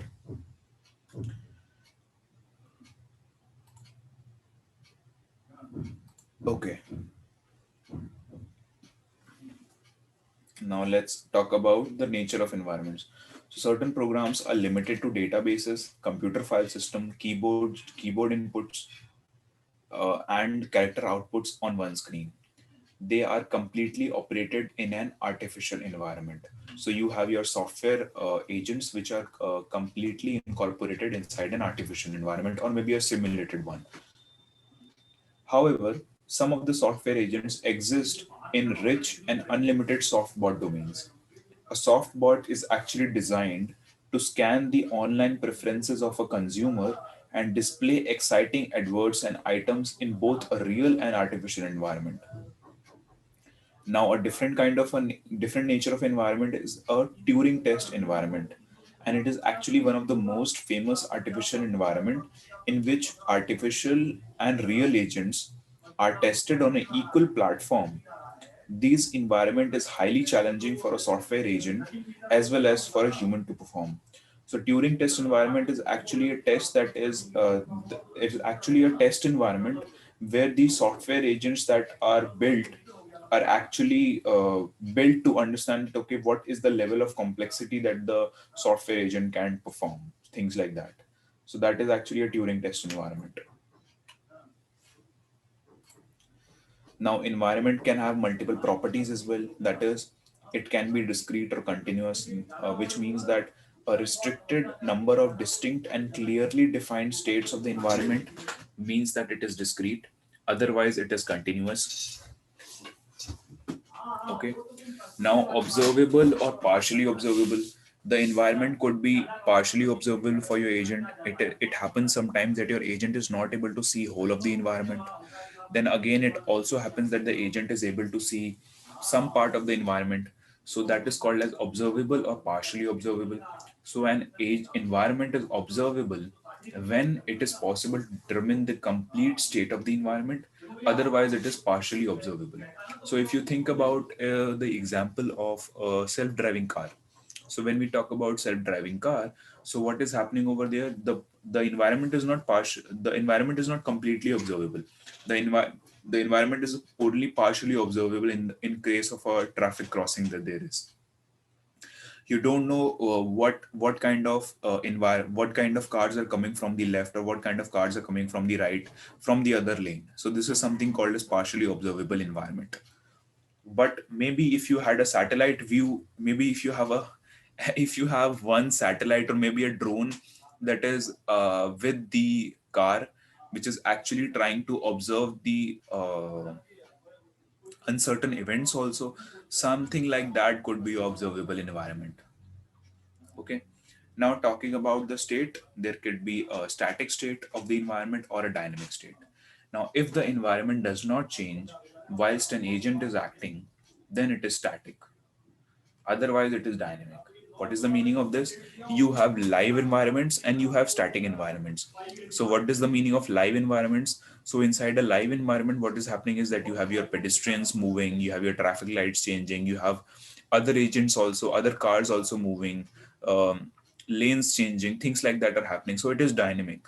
Your agents, your change in the agent does not actually necessarily say that your environment is also changing. If your agent stops, the environment is still changing. So this type of an environment is actually called a dynamic environment. And just the opposite is called as a static environment. That inside a static environment, what you do is your agent, whenever your agent changes its position, only then the environment changes, because the agent is the only moving thing inside the environment and rest the environment is static.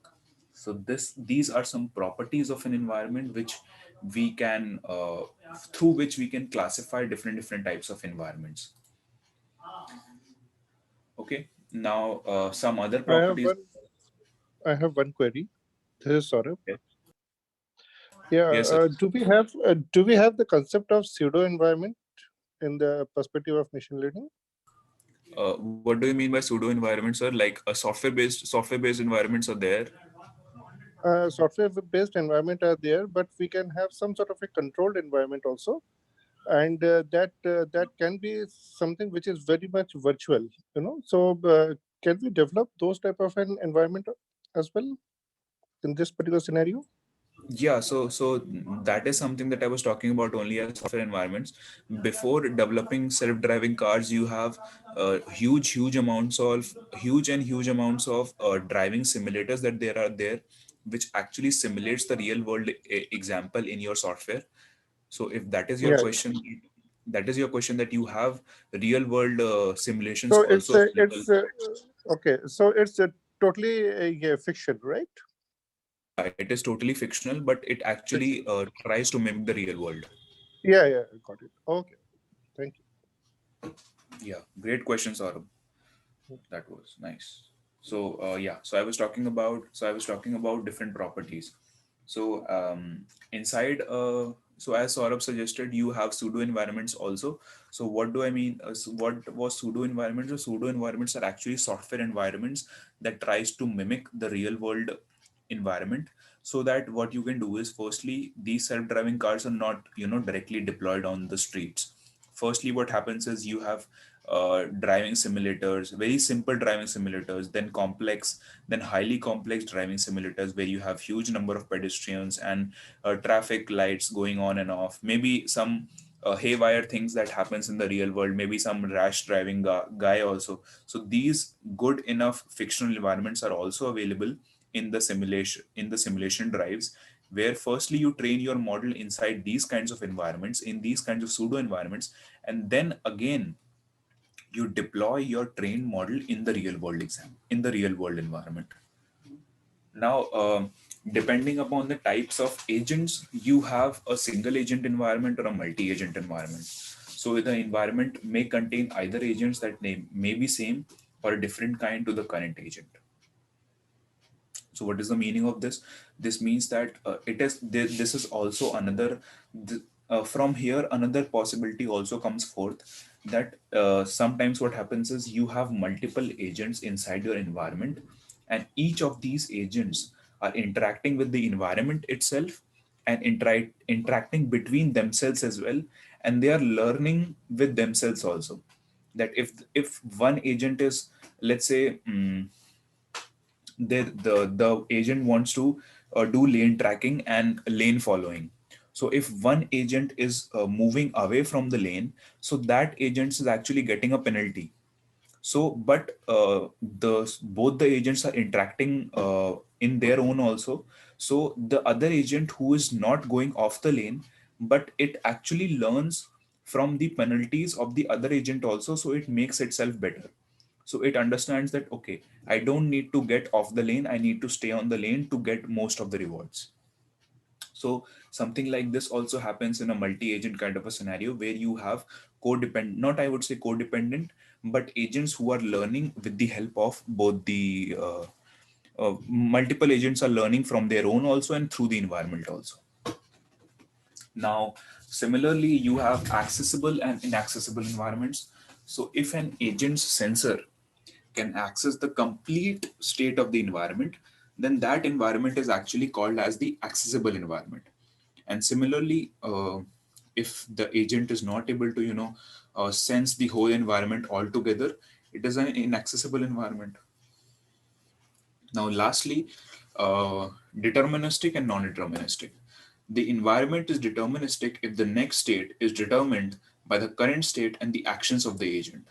So this is something we already discussed about static as non-static. So if you have a static environment, then the change in the agent is actually dependent on the change in the environment. So that is a deterministic approach. Now, if your environment is dynamic, that is, it is already changing. So it is non-deterministic to the change in the agent. So if the agent move forward, there may be pedestrians also in the environment that are moving. So that is a non-deterministic based environment. That is, the current state is not actually not only dependent on the actions of the agent, but they are also dependent on the actions of the different agents in the environment, or multiple different objects in the environment, like pedestrians, traffic lights, and things like that.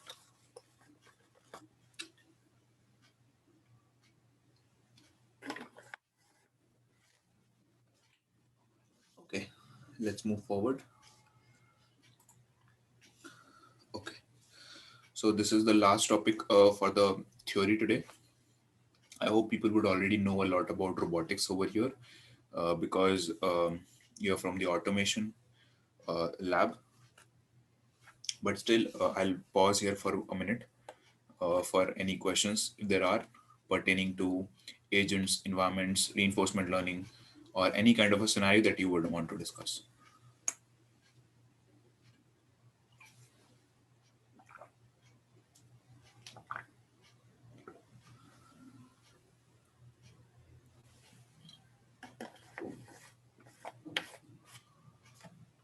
Okay. Oh, let's move forward with robotics. Now, robotics, as I mentioned earlier, was a field away from artificial intelligence because we earlier we only had rule-based robots. That okay, if there's a robot, it needs to perform certain characteristic functions.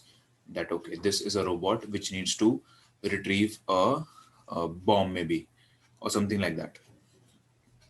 So it is a rule-based robot that it will, and we had also robots which are human controlled. So it was not at all rule-based, it was just a helping hand for the human. But right now, robotics is a field of artificial intelligence that deal with the study of and creation of intelligent and effective robots, efficient and effective also. So robotics is actually a field which is an amalgamation of a lot of things. That is, you have mechanical engineering, electrical engineering, and even computer science engineering coming all together for the construction, design, and application of the robot, to code the robot, firstly to build the robot with the help of mechanical engineering, then wire the robot with the help of electrical engineering, then build the software for the robot with the help of computer science engineering. So similarly, you have construction, design, and application of the robot.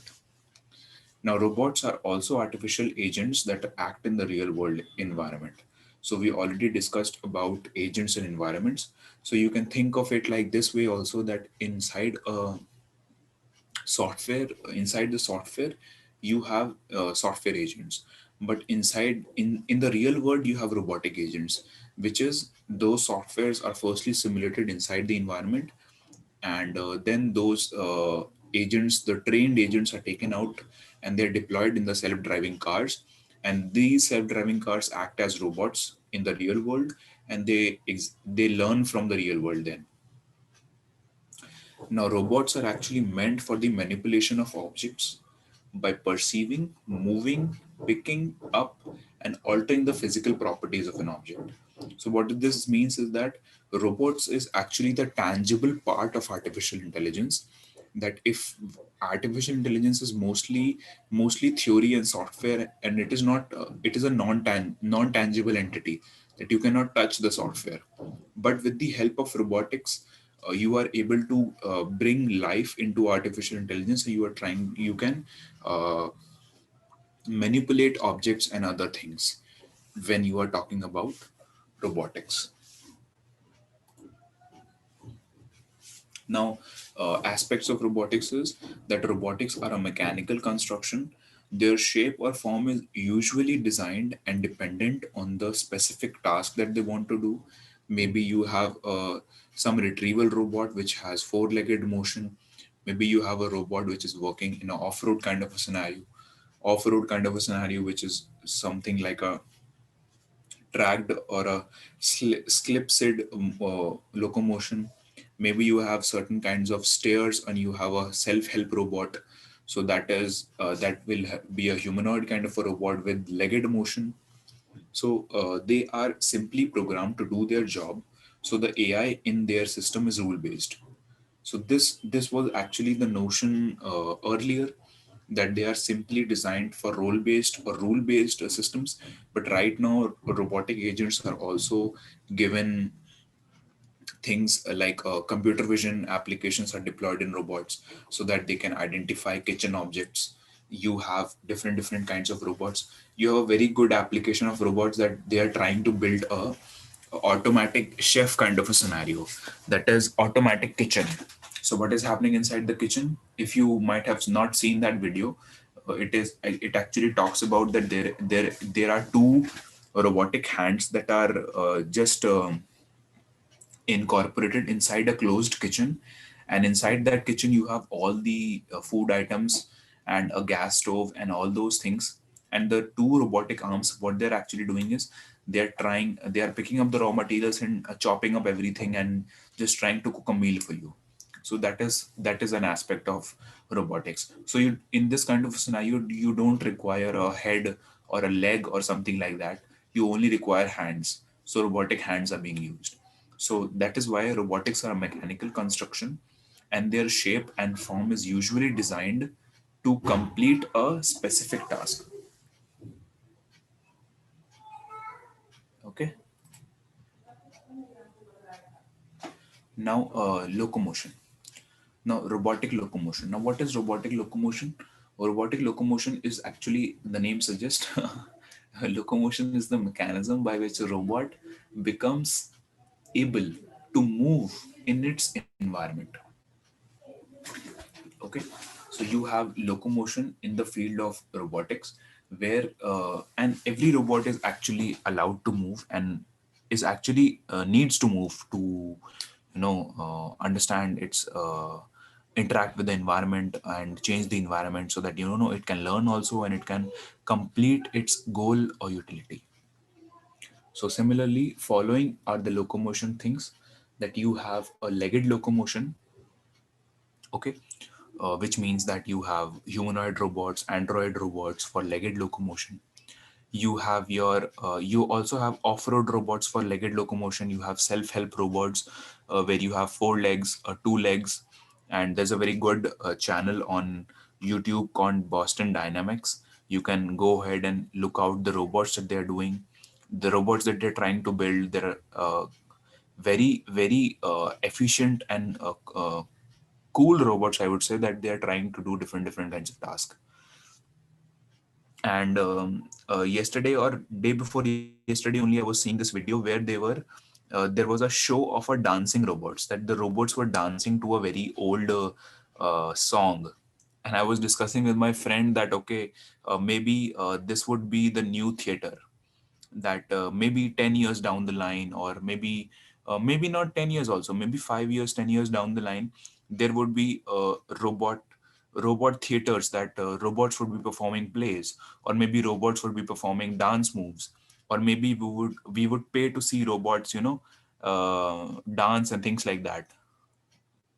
Maybe that would be the future. I am not sure, but I think there would be. Then similarly, those kinds of things have legged motions. Then you have wheeled motions also available, like you have the Mars rover. You have your in the DRDO, you have different kinds of robots. One of them is called as Daksh, which is a humanoid, not humanoid, but actually a wheeled robot, which helps in bomb retrieval, automatic bomb retrieval system. So that is a wheeled motion. And Mars rover and robots for the moon are actually wheeled robots. And then you have a mix of legged and wheeled motion, where you can have both the scenarios, where you have legs also, and between the legs you have wheels as well. And lastly, you have tracked and skip slid motions, like you have for tanks. So applications in the field of uh, sand or things like that, for mm, different kinds of scenarios. For maybe for you have now you have autonomous underwater vehicles also, which are totally autonomous and for deep sea exploration. So over there also you have not wheeled or tracked motion, but there is actually a swimming kind of a motion, a aircraft kind of motion. And the thing that we have not discussed over here are actually drones. So you have different types of drones coming up, these quadcopter, helicopter, and the famous quadcopter one which we saw in the movie Three Idiots. And now, not only that, we have, if you are interested in this kind of things, you have drone racing also going on, that is, and it is actually a real sport right now in the outside world, that there are drone drivers. And there is, like, there was car racing and NASCAR and all those things. There is also a new sport coming up which is called as drone racing, and drones are actually competing with a obstacle course kind of a scenario, and people are racing with the help of drones. And some drones are I would say self-driving, but most of the drones are being right now driven with the help of a pilot through a remote control. And you have drones in the field of delivery using Amazon is also trying to deploy drones in the field of delivery. And you have drones for surveillances, militaries using different kinds of drones. And not only that, drones are also being used for filming nowadays. That if you want to do an aerial shot, if you want to do a panning out shot of a university, or maybe a city, so drones are being used for that. So drones are being used for filming as well. So robotics are robots are actually now being incorporated into huge different types of fields that you would not have thought that okay, some I would say marriage photography would be done by a drone, but there are films that are being created like for through drones. So this is actually a very I would say uh, advanced field right now, or maybe we are in a different era where we can incorporate anything into everything. And that is what artificial intelligence is all about. And this is what I talked about earlier, is that don't switch your job to AI, actually incorporate AI in your job. All right. Now, some components that are inside robot, that was actually a long topic. So some components inside a robot is um, these are very simple components. You would already know about these, that each robot needs to have a power supply. It needs to have certain actuators, that is some motor, some legged motion or things like that, or maybe some kind of wheels or things like that for actuating purposes. Then it has sensors for sensing the environment. It can have ultrasonic motors, piezo motors, electric motors, and it can have pneumatic air muscles, pneumatic air valves, and things like that for ease of movement and other things. And you have wires. There is a new variant of wires called as muscle wires right now, which is very very industrial grade, I would say.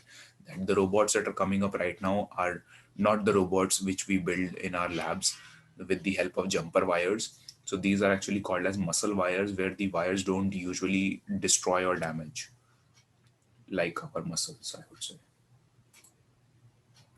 Now, the last topic that I want to discuss is the application area of robots. I already talked about a lot of applications. Like in military, I talked about surveillance is going on with the help of drone. You have different types of bomb retrieval robots. You have different types of models deployed onto cameras for facial recognition and things like that. I'll be discussing that with you in the deep learning session that we will have. Then in industries, we have different kinds of automation robots available, which are not only automating the pipeline, but all automating the production line as well. Then in medicine, we talked about brain surgery robots, cancer tumor size removal robots, and things like that.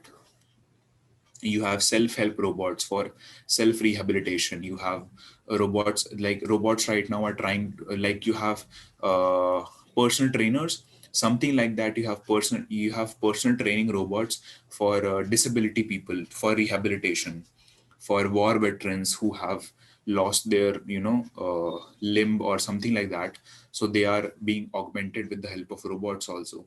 So you have exploration robots also now available for deep sea exploration, for Mars exploration, for your Mars rover. We have also drones that are flying across Jupiter and flying across other planets also. So and the last thing is entertainment. And I talked about entertainment also, that inside entertainment you have different types of robots that are coming up in this scenario. And you have filming robots. Disney also has different kinds of robots to simulate their animated characters.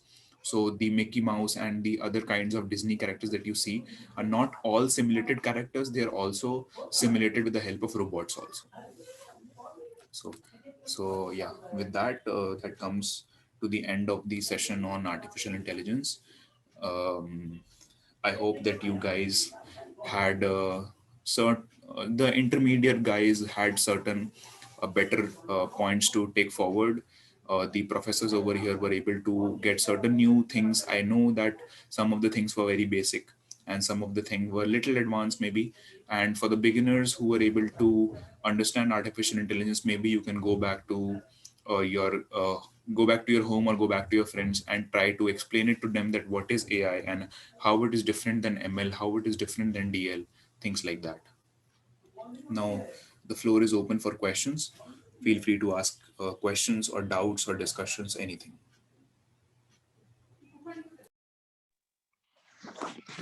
Hello, Pratush. This is Saurav again. Yes, Saurabh, sir. Yeah.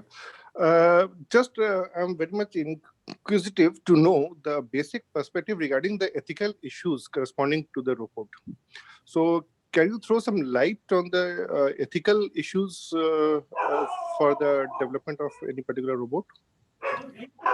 Yeah, so actually, the ethical development of robots, the robots are being generated right now with the help of certain rules. Though there are three actually rules, I'm not really sure about the three rules, but the first rule actually incorporates that the three laws that governs robotics is that no robot should be used to harm the human intelligence or human life. The robot should only be used for augmentation of the human life and human intelligence. It should not outright remove humans from the environment or maybe the things like that. So these are some ethical, and there is one more rule which I'm not sure about right now, but these are the three basic rules. There are certain basic rules which govern the development of robotics and govern the how you manufacture robots also. Okay, so do we have any particular standard body like, say, UNESCO and all those who actually govern how to go for the ethical perspective of the development of a robot? Because the aspect of computer metaphor with that of the human cognition, it is very, very important that the students or any particular industry, if they are going to develop any particular robot, be it any type of a robot, the ethical aspect are the most important thing. Exactly. This is, in my opinion, yeah. And in terms of They research, are. also, this is one of the most important perspectives. Yeah, they are actually, sir. So And we don't have like you were talking about UNESCO or UNICEF, we don't have any regulatory authority right now, I yeah, think. But we yeah. have ethical forums in Stanford. We have ethical forums at Yes, we do Harvard, have. Harvard, which are trying to, don't enforce laws, but they're trying to support guidelines in the way that, okay, this is how you should Yeah, build a robot. And it should true. not go into this kind of a scenario. It should not go into this kind of a scenario.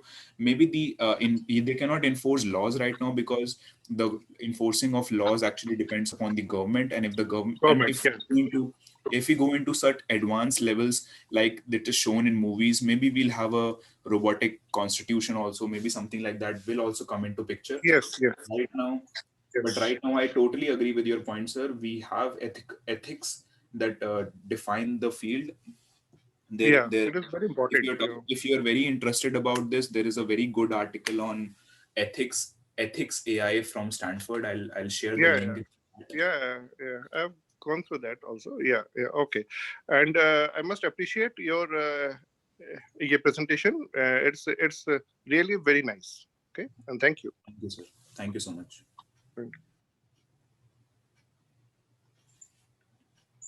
So there is one question that Yes. earlier generally used to develop the codes for the robotics. We generally go for Microsoft Robotics Studio itself.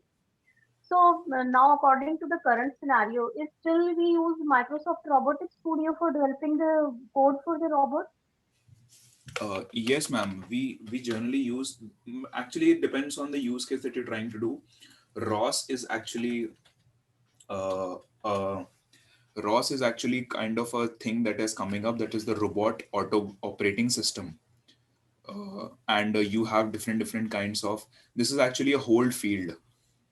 So you'll go, and if you research about ROS, that is the robotics operating system, most of the robots are being generated right now with the help of this system only, so that we can have generalized, forums and all those things. And this is actually a software that we can install, and we can start coding also in that. Okay, sir. Okay.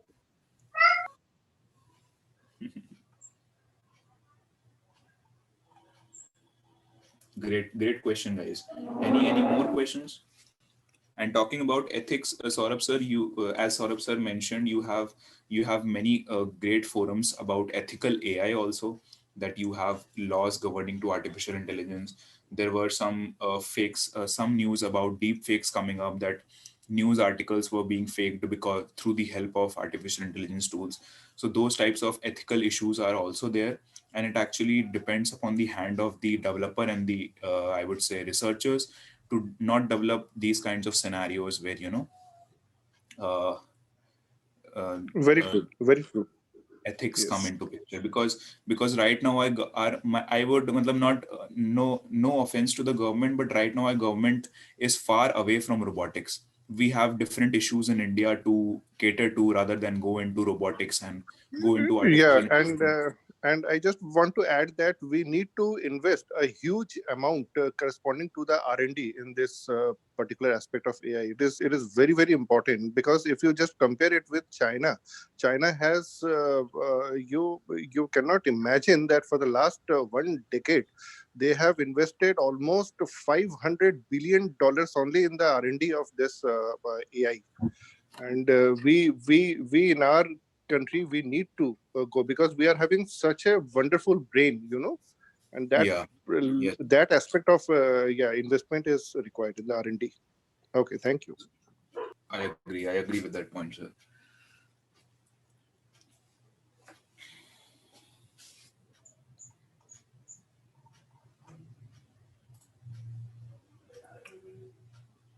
Okay. So thank you, guys. So if there are no more questions, we can break for lunch, I suppose, and then we can come back at 2:30 like yesterday, and we can continue with the session. All right.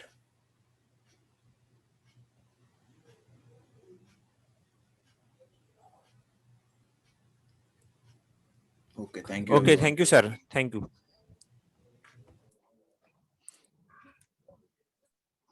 We'll be discussing about linear regression, and we'll be talking. This session will be a bit about theory plus code. So, firstly, what I'll be doing is I will be doing. Uh, People can hear me, right? Yes, sir. Audible. Okay. Thank you. So this session will be a theory plus code session, in which I will discuss few theory points, and then I will show you how to code. And at the end of this theory plus code walkthrough, I will give you time so that you guys can also run this at your end using your Docker and your Jupyter lab. But firstly, I would want everyone to see, and I'll also show you step-by-step procedure as to how to run this. But first, let's see the theory plus code walkthrough. All right, Sir, so this. before that, I want to ask you one thing, that how can I go to my workspace after opening this, um, after SSH and give all the things? Okay. So once you are in SSH into the test server, Mm-hmm. you will have to run NVIDIA Docker run command that we discussed yesterday. Okay. And after that, you will have to do, after that, you'll have to install Jupyter. Okay. And after that, you will have to run Jupyter Lab, and then open up your notebook. I'll show you after I'm done with the theory plus code, I will show you how to do that Okay. once again, step by step. Okay. Okay. Okay. So Thank you. firstly, yeah, any more doubts? No, okay.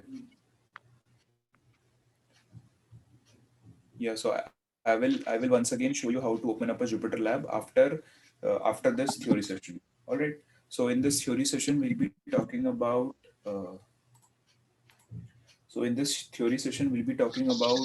this linear regression. Let me refresh here. So let me build up some story behind it first. So up until now, we've discussed about an introduction to artificial intelligence, saw various techniques on artificial intelligence, how to code. And now we'll see how to code a very simple linear regression model using artificial intelligence. That is, we'll be using two techniques over here. The first technique will be doing it from scratch, and the second technique will be that we will be doing using one of the machine learning libraries that is available this inside Python, which is installed, which is called as scikit-learn. So for the people who already know what that is, I hope that you guys also can get something new out of this session. But let's start.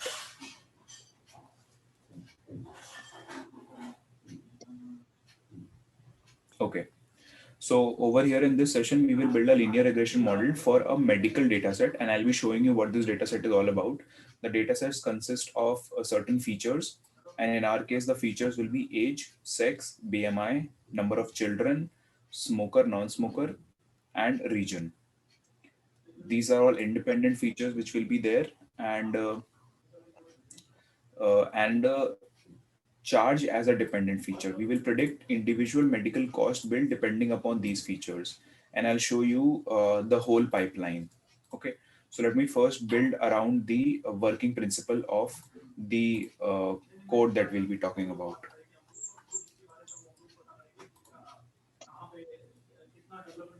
Okay. So let's build model using linear regression. So as we discussed up until now, that we were discussing about four kinds of machine learning models, that was supervised, unsupervised, semi-supervised, and reinforcement. So linear regression is one of the simplest model under the supervised learning algorithm. So linear regression is a supervised learning algorithm used when target or the dependent variable, which is y in our case, which is insurance cost in our case,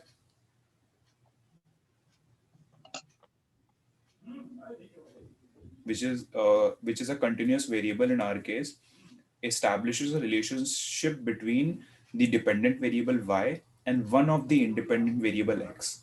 So in our case, this will be a um, uh, it will be a multiple linear regression. That is, there will be 3 to 4 dependent variables, and there will be only one independent variable, which is y. Okay. So let me first build the hypothesis representation. So we use different types of, so over here we have different rows, and each of the rows there is each row represents a patient information. And similarly, we have multiple patients information, and what all information we have of that patient. We have the age, the BMI, the sex, and number of children, smoker, non-smoker, and the region details. Okay, so these are our independent variables. Okay, so independent variables are there. Now the goal of the supervised learning technique is to learn a hypothesis function h for a given training set that can be used to estimate y based on x. So the hypothesis function represented looks like this. That is, we should input x inside the hypothesis function, and as we input x inside the hypothesis function, we should get an output h, which should be similar to the output of y that we have in our data set. And I'll show you how it looks like in code. So don't worry. Now, for a multiple linear regression model, like it is in our case, the hypothesis function will look something like this. Okay, which will be theta naught plus theta 1 multiplied by x1 plus theta 2 multiplied by x2. Similarly, theta n multiplied by xn. Okay, so we will be learning these parameters. These are actually parameters that we will be learning. That is theta naught, theta 1, theta 2, theta j, theta n. Actually not learning in the case, because this is a simple mathematical model we will be calculating, but we can call it that our model is learning. Okay. So before starting, what we do is we import certain libraries. So what are libraries we'll be using over here? We will be using pandas, numpy, pandas library for data pre-processing, pandas and numpy library for data pre-processing, matplotlib and cbond for visualization and plots. All right, so our data set over here is inside a CSV folder. Inside a CSV file, I'll just show you how this also looks like.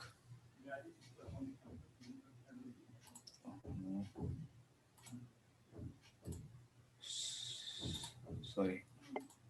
Okay, so I'll just show you it's loading. It's a little big file, so it will take some time.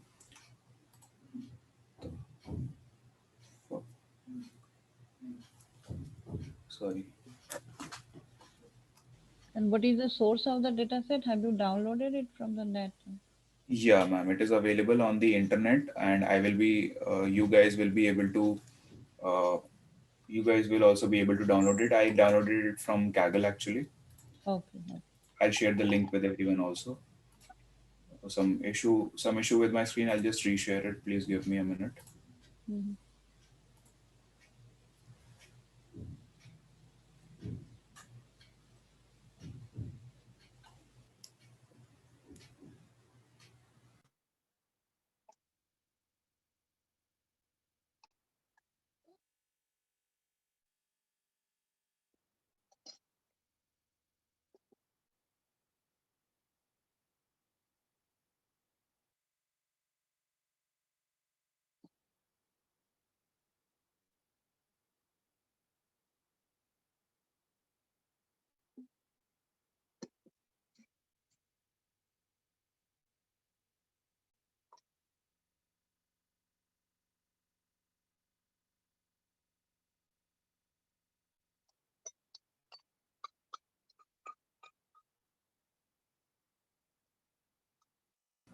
Yeah. Sorry, guys. There was some issue from my side. I'm sorry. So I was talking about the data set. So the data set over here is a insurance.csv file which we can get online. It's a simple medical data set in which we have certain X's and certain Y's. I'll show you over here. This is what it looks like. Okay, we have certain columns over here, and each column represents a feature for us, and each row actually represents a patient for us. And we have x1, x2, x3, x3, x4, x5, x6, and this is y. Okay, so we will be learning these x's, and we will be predicting this y. Okay, the y over here is actually the insurance charges. Okay, now let me read this data set inside my CSV file. So how to read the data set inside the Jupyter notebook? We do that with the help of pandas. So how do we do that with the help of pandas? We call the function pd.read CSV. There's some disturbance coming from side. Could you please mute? Everyone could mute yourselves. That would be good. So I was saying that we have a pd.csv. So PD is actually a NumPy array, and inside NumPy we have a function called read CSV. So we will call the read CSV file, and we will pass the path that is there. So our path is inside the input folder. We have the insurance.csv. And once we have read the file, we can see that, okay, this is what it looks like. All the features are over here and the Y is over here. Now we have imported the data set.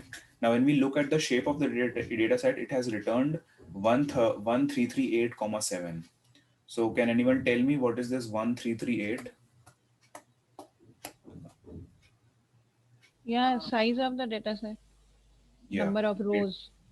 Yeah, great, ma'am. So that actually means that we have 1338 number of patients in our data set. So we will be training on 1338 patients, and each patient has actually 6 values inside it. That is 1 age, 2 sex, 3 BMI, 4 children, 5 smoker, and 6th is the region. Okay. So now if we have to build a hypothesis function around this data set, then our hypothesis function will look something like this. That is theta naught plus theta 1 multiplied with the first x, then theta 2 multiplied with the second x, and similarly theta 6 multiplied by the sixth x. Okay. So for I is equal to 1, we will have this. The first will be multiplied over here. Okay. Age will be replaced by 19, sex will be replaced by female, BMI will be replaced by this and this and this. Similarly, we will get y1, and corresponding to this I is equal to 1, we will have y1 is equal to this. Similarly for I3 also we will have this, and similarly for I4, I5, I9, and similarly I338. So we have 13338 I can say parameters.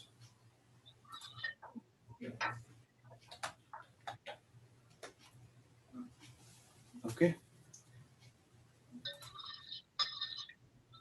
So now let's see, because we can what we can do is we can do a matrix formulation out of this, so that we can multiply all of this all together. Because over here what is happening is theta, if you can see over here, what is happening is theta is being multiplied by x, and we have the same number of thetas as we have x. So what we can do is we can do a matrix formulation out of it. And how will we do that? In general, we will write our x vector like this. We will have a 2D matrix over here. This will be our capital X, and this capital X will have all the rows and similarly all the columns. And how will this be multiplied with the theta? So we will create a column vector like this over here with thetas that we will be calculating.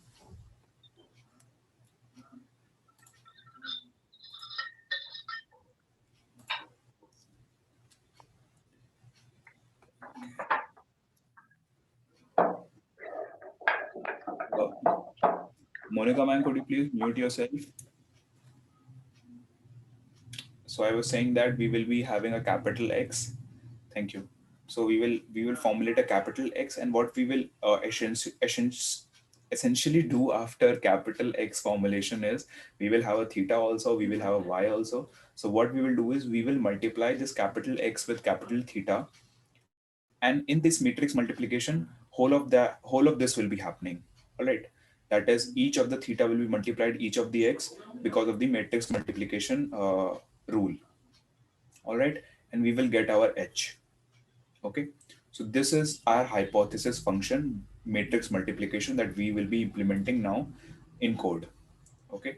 So before we implement that in code, let me first plot our dependent variable with the independent variable.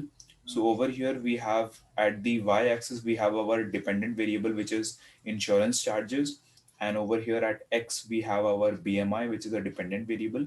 So in this case we can see that this is a linear distributed data.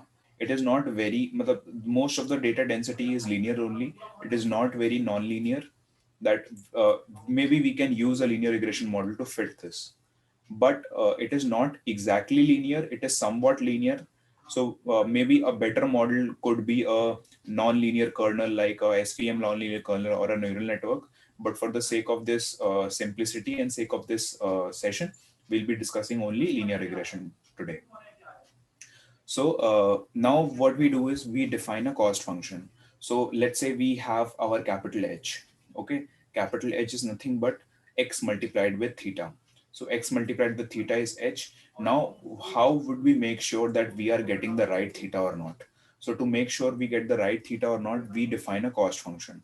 So a cost function actually measures how much error is there in the model, is in terms of ability to estimate the relationship between x and y. So we can measure the accuracy of our hypothesis function by using a cost function. This takes an average. This takes an average difference of observed dependent variable in the given data set and those predicted in the hypothesis function. So this is what our cost function looks like. Cost function is nothing but the predicted minus the original squared and then averaged. So our predicted is nothing but our hypothesis, that is capital H, H over here. So H minus Y squared summed divided by M. And M over here is the total number of, so simple, we are taking just the average. Now to implement this in linear regression, take a training example and add an extra column, that is x naught variable, where x naught is 1. Why we are doing this? Because in our hypothesis function, we had a theta naught, if you remember over here. We had a theta naught over here. And but in our capital X matrix formulation, you can see that there is a theta naught in the theta 1, but there is no extra row over here for this theta naught. So what we will do is we will create an extra row for this theta naught. So once this theta naught is multiplied with that row, we can simulate this architecture, because over here theta naught is just an independent, which you can see is theta naught multiplied by 1, over here theta naught multiplied by 1, over here theta naught multiplied by 1, similarly theta 1 multiplied by age. So we have the first column over here, which, so we want a column which is 1 actually for theta naught, so we will just add that column also. Okay, after adding that column, this is what our matrix formulation will look like. So after adding that column, our capital X will look something like this. The matrix will be m comma n plus 1, because we have added one column over here. Okay, let me just increase the font a bit so that everyone can see it in a better way. Okay, now over here this was square. What was h minus y whole squared? So now cap whole squared, but what we are doing over here is we are doing our matrix formulation. So inside matrix formulation, this is how we do a square. H is replaced with the value of h that we saw, which was x theta minus y transpose multiplied by x theta minus y.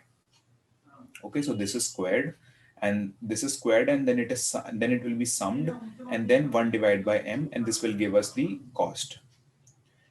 So looking at the matrix multiplication concept, the multiplication of two matrices happen only if one of the column of the matrix is equal to the number of rows of the second matrix. So that's why we had to take a transpose. All right. So that is a normal matrix linear algebra, that we need to take a transpose to multiply it to get a square out of it. Okay. Now we will define our normal equation. So what is the meaning of normal equation? Normal equation is the same thing that we learned in derivative classes, or maybe derivative functions, which is what, once you want to take the minimum of something, if you want to find out the minimum of something, what you do is you take the derivative of that function and you derivate that function with respect to the parameter, and then you equate it to 0 to find the value of that parameter. So same thing we'll be doing over here. We'll be taking the derivative of the cost that we defined earlier, and we'll be derivating it with respect to theta, and then we will equate this is equal to 0 to find the optimum value of theta for us. Okay, so applying the derivative over here will look like this. Derivative of j theta with respect to theta will be equal to nothing but derivative of j theta and the whole derivative of this. Now, before taking the whole derivative of this, let's first solve for j theta. Let's solve this matrix multiplication problem. So how will we solve this? We will take this transpose inside. So we are taking the transpose inside. So transpose is over here at the both ends. Now what we will do is we will solve this bracket. So solving this bracket, we will get 4 terms over here. Okay, because there are 2 terms in the bracket. So we will get 4 terms out of the bracket. And once we solve this, we get this function. Okay. So now over here, as you can see that if this is our final value, and if you can think of it in such a way that, okay, this looks like a quadratic, that is x square plus 2x plus c. Okay, what it is actually a quadratic term. When you talk about theta, if theta is x, let's say if theta is a, because x is already there. If theta is a, then this looks like a square over here because there are 2 thetas, and this looks like 2a over here because there's just 1 theta, and there is no theta over here, so this looks like a constant. Okay, so now we will derivate this entire term.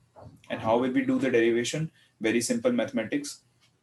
So if anyone can tell me what is the derivative of x square with respect to x? 2x. 2x. Thank you, ma'am. And similarly, a derivative of x will be is equal to 1. 1. 1. Great. Thank you for that. So over here, this is very simple. We just take the derivative of it. So this first is actually this actually is the x square term. This actually is the x term, and similarly, this is the constant term. And we all know derivative of constant is nothing but 0. So taking the derivative inside over here, we will get out of this x theta square, we will get 2 theta. Out of this theta, we will get 1. And out of this constant, we will get 0. Okay. Now we have gotten our derivative. Now we will substitute the derivative to be 0. And we've substituted this derivative to be 0. And then solve for theta. So when we take the derivative, when we solve for theta, we get this term. Okay, so this is the normal equation for a linear regression model, that if we want to get the optimum theta for us, we will have to calculate theta in such a way so at this theta the cost will be minimum. So this is nothing but x transpose multiplied by x, then inverse of that, then multiplied by x transpose y. Okay, so this will give us theta. Okay, so I hope that everyone understood that this was just a basic matrix multiplication and derivatives, nothing fancy. Okay, so now let's I'll just pause here for a few seconds for any questions if there are.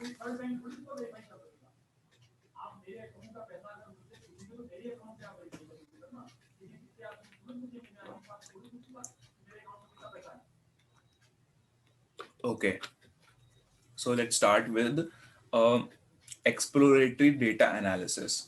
So what is this EDA? So EDA is actually a process inside machine learning that we generally do to actually identify that, okay, how our data set looks like. What is our data set actually? Is our data set good enough or not? Is the data set skewed, or what is the correlation techniques, or is our data set will be able to perform good or not? So exploratory data analysis is generally done in mostly all of the machine learning pipelines. That is, you take the data set and you explore it in different kinds of ways, see the relationship between different parameters, and you also see the relationship between each parameter and maybe the correlation of this y.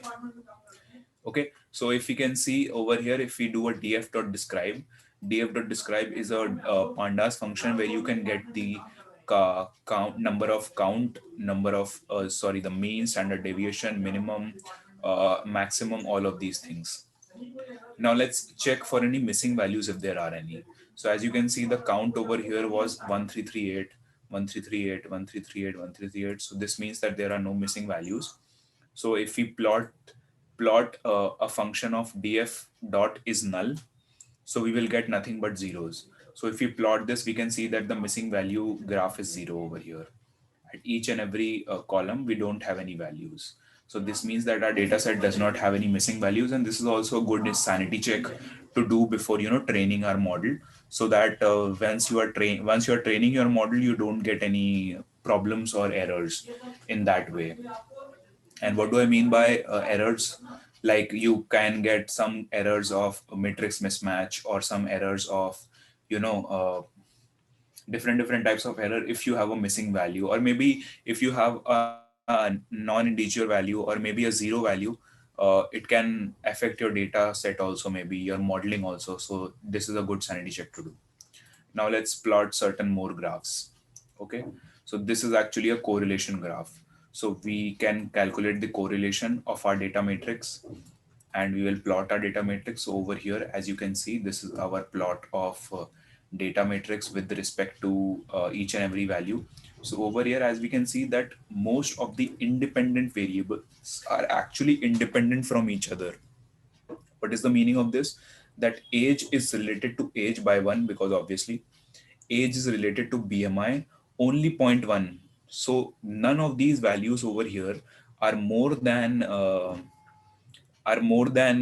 let's say 0.5, because if they would have been more than 0.5, then it would have been like those two features are very similar, or they are not independent at all. But over here we can say that, okay, none of these value, the greatest is 0. The greatest is 0.3, 0.2 over here. So this means that we have identified that, okay, our data set have independent values. Okay, now let's plot some more graphs. Okay, so this is another graph to show you that, okay, this is a density distribution graph. So what is the meaning of this graph? This graph shows you that this is your x. Okay, this is actually your y, sorry. At the x-axis you have plotted your y, which is your charges. So when you plot this, you see that most of the values are over here. So this is a skewed graph towards the left. So most of the values are over here, which is between 0 and 20,000. So if you might train your model over here, it may be possible that the model give you skewed results over here. So what we have done over here is we have just taken the log of the charges, and after taking the log of the charges, the value you can see that distributed normally. Now the value is distributed normally over here. So maybe one thing that we can do is we can change the distribution of our insurance charges from absolute value to a log value, so that we can get a more diverse and maybe more better values. Okay. So similarly, if you plot, similarly, we look at the left plot, charges are from 1120 to 63,500. The plot is skewed towards the right. In the right plot, we apply natural log to it, then plot approximately tends to normal. So for further analysis, we will apply log on the target variables. So what we will do is when we will be training our model, we will apply a log to our data set Y, so that we can have a distribution, a normal distribution. Okay. Now let's plot certain more graphs over here. So this is actually a violin plot. So over here in this violin plot, what we can see is most of the values over here for female and male, both most of the values are in the range of 0 to 5,000. Okay, and we have the mean also at 0 to 5,000. So we can see that the number of values in female and male both corresponds to the same insurance, that okay, these values are correlated to the charges. So this means that okay, our these two independent variables show the same kind of I would say the same kind of conviction, or maybe a same kind of distribution towards the dependent variable, which is y. But over here, as you can see, smoker, non-smoker. So you can see that if if it is a non-smoker, we can see one more insight that we can get over here is that if you are a non-smoker, your charges mostly max out at 15,000 maybe, or 18,000. The maximum charges that a smoker can get, the maximum number of people who are non-smoking get a charge of 5,000. But the smoking charges actually start after 20,000 only, and the maximum charges are around 40,000 and 20,000. So this also gives us a sanity check, maybe a live sanity check. All right. Now, similarly, if we plot charges with respect to regions over here, so we can see that each of the region is normally distributed. Most of the regions are normally distributed between the range of 0 to 20,000. So you can see that each of the region, southwest, that is female and male, and similarly southeast, female and male. Similarly, northeast, northwest, we can see that most of the features are normally distributed. So we can classify this data set to be normally distributed. It is not skewed towards one thing. It would have been skewed towards one thing when some of the, maybe southeast was a very huge curve, but southwest was a very huge curve, but maybe southeast was a flattened curve, or northwest was a flattened curve. But over here, most of these curves are almost similar. So this means that we have our data set, a good data set, which is normally distributed, and it is equally, each of these regions are equally dependent on the charges. So we will get a good enough, maybe a good enough accuracy when we train our linear model. Okay. Now let's do some scatter plotting. So let me first show you how do we actually plot. So plotting is very simple inside Python. First, you define a figure. So defining a plot, that is defining a figure which over which figure you will draw. Then you define a subplot if you want to add a subplot, and then from the cbound function, we are calling the scatter plot, and inside scatter plot we are just specifying our x-axis, specifying our y-axis, then defining our data set, then defining actually these are actually editing, I would say, or formatting, that color and hue, what is the hue and something, things like that. And it is very simple to plot inside inside Python using matplotlib and cbound. Okay, so over here we can see similar things happening with the charges and Scatter plot, this is a scatter plot for charges versus age with smoker non-smoker defined.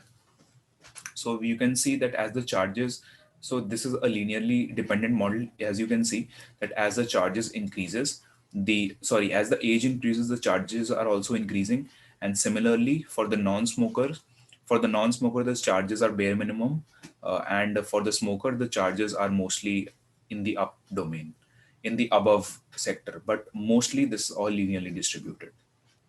Similarly, over here also, as the BMI is increasing, then the charges are also increasing, same as the case with smoker also.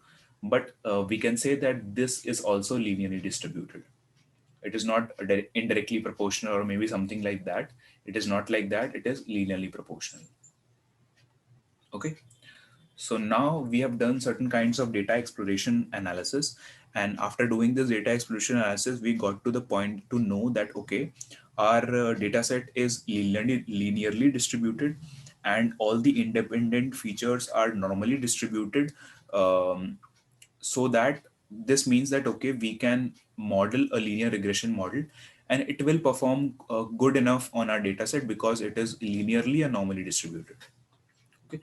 So now before going into modeling, the first thing that we do after data exploratory analysis is processing the data. So I already talked to you about how we have to create our matrices. That is, we have to create a capital X, a capital theta, a capital Y, and then we had to do matrix multiplication. But before creating that capital X, we have to do one more thing. So machine learning algorithm. So firstly, what we have to do is we have to do encoding. So machine learning algorithms cannot work with categorical data. So in our case, if you remember, we have male, female string data. We have smoker, yes, no string data. We have southeast, southwest. So this is also string data. So a linear regression model cannot perform good on the string data. So what we'll have to do is we'll have to convert this data into a binary mapping. So how do we do that?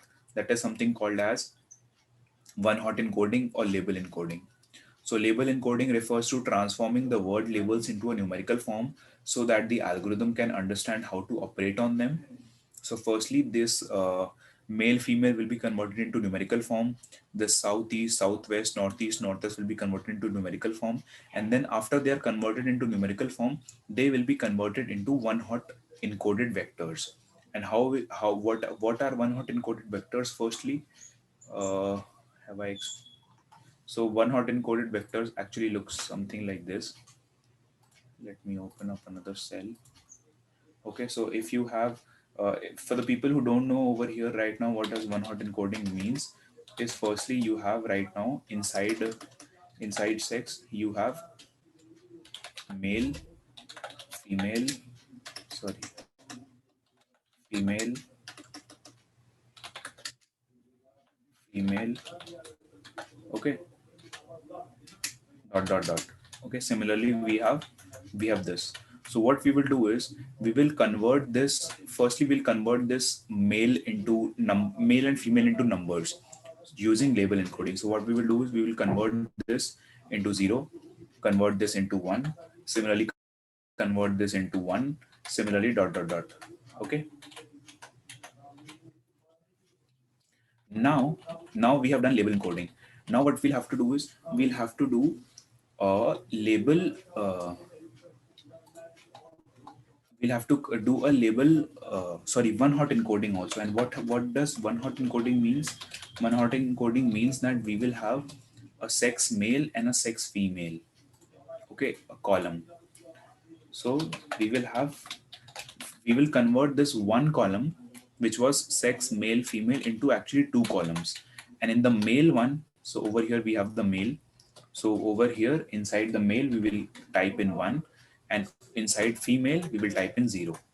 Similarly over here we will type in 0, and over here we will type in 1. Similarly over here we will type in 0, and over here we will type in 1. So this, sorry, converting our uh, So converting our model into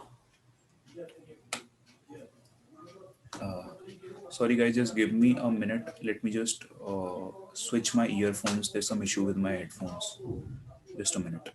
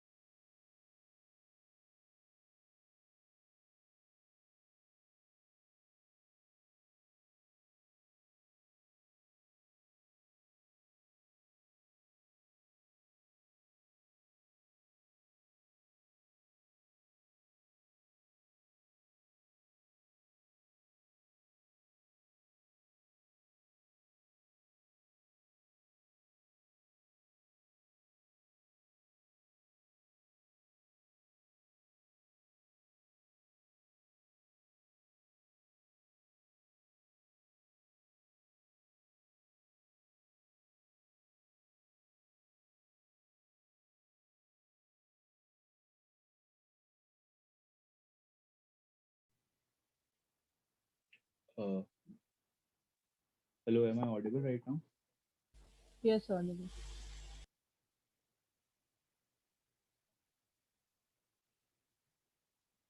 Okay. So let me start.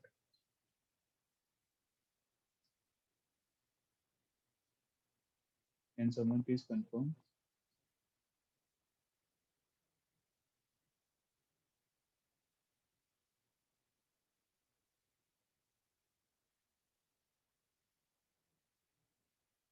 That I am audible. Yes, you are audible.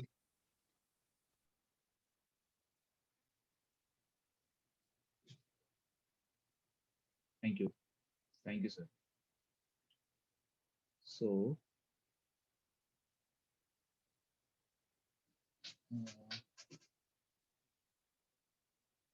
speaker. Okay, so I was talking about this, that is male, female, one. So over here, firstly, what we have done is we have converted this into label encoders. So we have encoded these labels, these strings into numbers.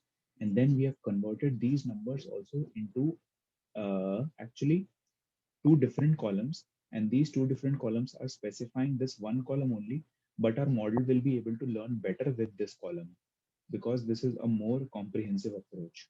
So over here, all the categorical columns which were there, the first one was sex, the second one was children, and the third one was smoker, and the fourth one was region. So similarly, all of these columns will be converted into these columns. Okay, somewhat like these columns only. And I hope that everyone understands this, that okay, why, what type of thing that I'm talking about. And then we will just, we can convert this columns automatically with the help of pandas data frame. So inside pandas, we have a function called get dummies. So inside that get dummies function, we'll pass our data set. We'll pass the number of columns that we passed.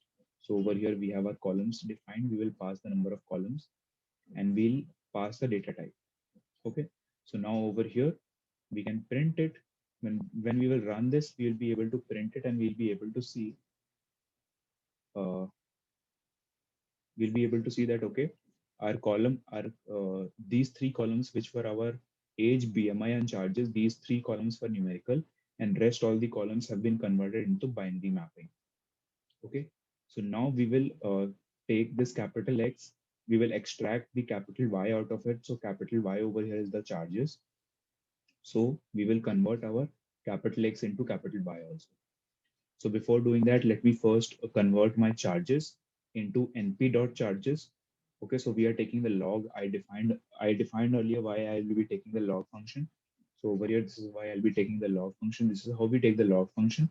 Now we will define our X, capital X and capital Y. So how will we do that? We will define firstly our capital X. So capital X is defined like this. We will drop the charges and rest all will be there. And inside df.encode, we will get the charges. So we have gotten our capital X. Now we have gotten our capital Y. Now, before building any model, the first thing before building a model, what we do is we do a train test split. Now, what is the meaning of train test split, you might ask? So train test split is specifically done to split our data set into our data set capital X, capital Y into two sets of numbers, that is two sets of functions, that is capital X and capital Y. Sorry, X train and X test. Similarly, Y train and Y test. So X train and Y train are used for training, and X test and Y test are used for testing. So how do we do this? Before calling the function, we import the function from sklearn library. So from sklearn library, we'll import our train test split function, and then we will call our train test split function, and inside that we will pass capital X comma Y, and then we will pass the test size. So the test size over here is 30%. So we are doing a 70-30 split. So 70% of the data set will be used for training, and 30% of the data set will be used for testing. And the random state over here I'm defining as 23. And you can define the random state to be anything. But the only thing that you need to keep in mind is that random state should be similar all across your notebook. Okay, now we will do the model building. Okay, so up until now, what we have done is we have successfully created our data set. Now we will build our model. So if you remember, to building our model, what we need to do is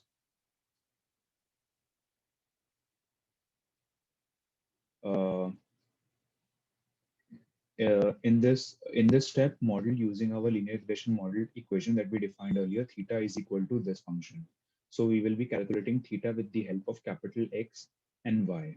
Only capital X and Y will be able to calculate theta. So firstly, what we will do is we will calculate this. So how will we do that? Firstly, we will add a column inside our X train and X test. So if you remember, for theta naught, we have to add another column, which is 1. Okay, so we will build our model. So now step 2 will be building our model. Step 1 will be adding a column. The first column should be for X naught, right? If you remember, so we will do that with the help of np.ones. So np.ones is actually a function which creates a column vector of value 1 with the filling value 1. Okay, and now we will converting this equation into this code. How it is? X transpose multiplied by X. So taking the transpose of X is very simple. X transpose is this multiplied by X. Now over here, both of these X's are actually matrices. So we will call our matrix multiplication function over here. So this is our matrix multiplication function. NP dot is the matrix multiplication function. Now we have to take the inverse of this. So taking the inverse of this is very simple inside NumPy, which is np dot linear algebra dot np dot nil alg linalg dot inv. So we will call this function on top of this. So inverse will be taking. Now after taking the inverse, we have to multiply this with x transpose multiplied by y. So firstly, we'll take the X transpose multiplied by Y. We will get NP dot. Okay. Now we will multiply both of these together. So we will multiply this with this using the NP dot function. And with this single equation, we will be able to calculate our theta. Okay. So now after we have calculated our theta, what we will do? We will take this theta and we will calculate our theta for us. So when we run this cell, what will happen is theta will be automatically calculated with the help of X train and with the help of y train over here. Okay, now let's create a theta over here. So we are creating another matrix over here, parameter, and inside that matrix, I am passing my column value and I am passing my theta value and I'm passing my theta value. Okay, and now if I print this, this is what it looks like. So theta naught, the parameter theta naught corresponds to column number 1, which was nothing but for x naught, has the theta value this. Similarly, theta 1, which corresponds to column number age, is equal to this. Similarly, theta 2, theta 6, and these are actually these are actually the binary ones. Okay, now, so this means that we have calculated our theta now. Okay, and this is the theta that we calculated with the help of linear algebra functions, with the help of simple Python matrix multiplications. Okay, now let's do the same thing with the help of machine learning algorithm, machine learning model, using the machine learning library which is available inside Python, which is called as sklearn. So firstly, before doing that, firstly what we'll have to do is we'll have to call our linear regression model from scikit-learn. So we'll call a linear regression model. We will create an object of our linear regression model. Okay, now we have created our model. Linear model is created. Now we will call the dot fit function on top of it. Okay, so dot fit function, and we will pass our x train and our y train over here. Okay, so after calling this function, it will calculate theta for us automatically. Now let's compare that the theta which was calculated by us from scratch is the same as the theta calculated from the linear regression model. So how will we get the theta from inside this trained linear regression linear regression model? We will call linear regression dot intercept. Okay, so if we call linear regression dot intercept and the linear regression dot coefficient, we will get all the values inside of it, and we will concatenate these values inside our parameters data frame using the df dot join function. So over here, this is our new frame. So similarly, we had theta 1 for age. So theta we calculated from scratch, which was 0.033134. And similarly, the sklearn theta is also the same. So the inference that I want everyone to understand over here is that the theta that we calculated from scratch is similar to the theta that we have calculated through sklearn. So this means that our model, which we modeled from scratch, is working good, working fine, as compared to our model from sklearn. Okay. Now the last thing that we want to do is model evaluation. Now we have gotten our trained model, that we have gotten our theta. Okay, we have calculated our theta now. But what we don't know right now is we don't know which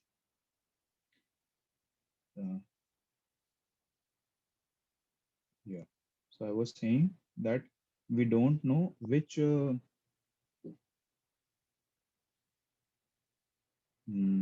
how is the model performing actually on the test data set, because we have not yet deployed the model on the test data. We have trained our model on X train and Y train, but we haven't tested it on X test and Y test.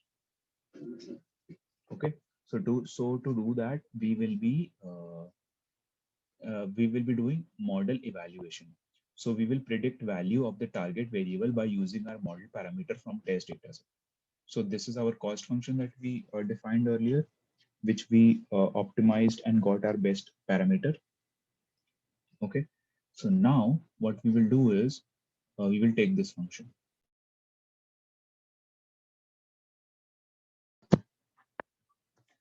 So R square is actually a statistical measure of how close the data is to the fitted regression line. So R square is always between 0 to 100%, and 0% indicates that the model explains none of the variability of the response data around its mean, and 100% indicates that model explains all the variability of the response data around the mean. Okay, so now R square is defined by this formula. What is R square? R square is a statistical measure of how close the data is. That is actually, it helps you see that, okay, how good your model is performing. And what is R square? R square is nothing but 1 minus SSE divided by SST. What is SSE and SST? SSE is sum of square error, and SST is sum of square total. So sum squared error is nothing but, as the name suggests, we will calculate the error, square it, and then sum it. So error is y cap, which is the y predicted, minus y squared and then summed. Similarly, SST is sum of square total. So what we will do, we will calculate y true minus y mean squared sum. This is SST. Okay. So this is what R squared looks like. Now, with the help of our normal function, we will calculate our y predicted. So what is y predicted actually? Y predicted is nothing but x multiplied x test multiplied by the learned theta. So the learned theta multiplied by x gives you the hypothesis function or gives you the y predicted. Now what you do is you take this y predicted, you subtract it with y test, and you take the square, and then you take the sum, and then you divide it with the whole number. So this gives you the mean squared error or the cost function. So this cost, if you remember this cost, y predicted minus y squared, summed, then averaged. So this is mean squared error. So we have calculated our mean square error. Mean square error is coming out to be 0.18. So this is a good enough error. And similarly, the SSE is calculated as the formula suggests over here, y predicted minus y squared sum. So y predicted minus y squared sum. Similarly, y test minus mean squared and then sum. And then R square is nothing but 1 minus SSE divided by SST. And if we calculate the R square is coming out to be around 78%. And this is how we calculated for our, this is what we calculated it for our linear regression model that we calculated. What was the linear regression model? From scratch, the linear regression from scratch model. Now let's do the same thing for our linear regression model from the scikit-learn library. But you remember that both the thetas were equal. So the same thing will happen. That is, both the thetas were equal that we calculated, if you remember. Theta and the sklearn theta were similar. So we'll get the same accuracy because theta is point to point similar. Okay. So over here, we are getting the same accuracy. But how do we do prediction inside a linear regression model? We do prediction inside a linear regression model calling the predict function. So on top of my learned model, this is my learned model that was learned by using model.fit. And so how will we predict it? We will call model.predict. So our model is linear regression model. So linreg.predict, and we will pass our y test. Okay. And then we will import our mean square error from inside sklearn.metrics. And we will call that mean square error function from y predicted. Okay, to get the mean square error.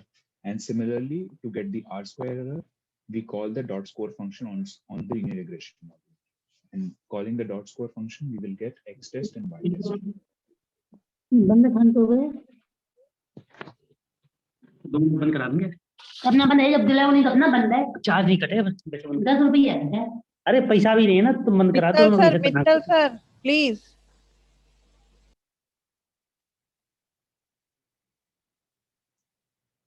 Okay. So sorry guys. So I was saying this, that R square can be calculated with the help of dot score function. Okay. Now, as you can see that we are getting similar results because we were getting similar results because we were getting similar cost functions. We have similar thetas, We have similar model predictions with the help of Scratch and with the help of this sklearn. So, but as you saw, sklearn is actually a very simple technique to do. And over here, with the help of just these 3 lines of code, you were able to code it. Yeah, if you remember, with just 3 lines of this code, we were able to code it properly. But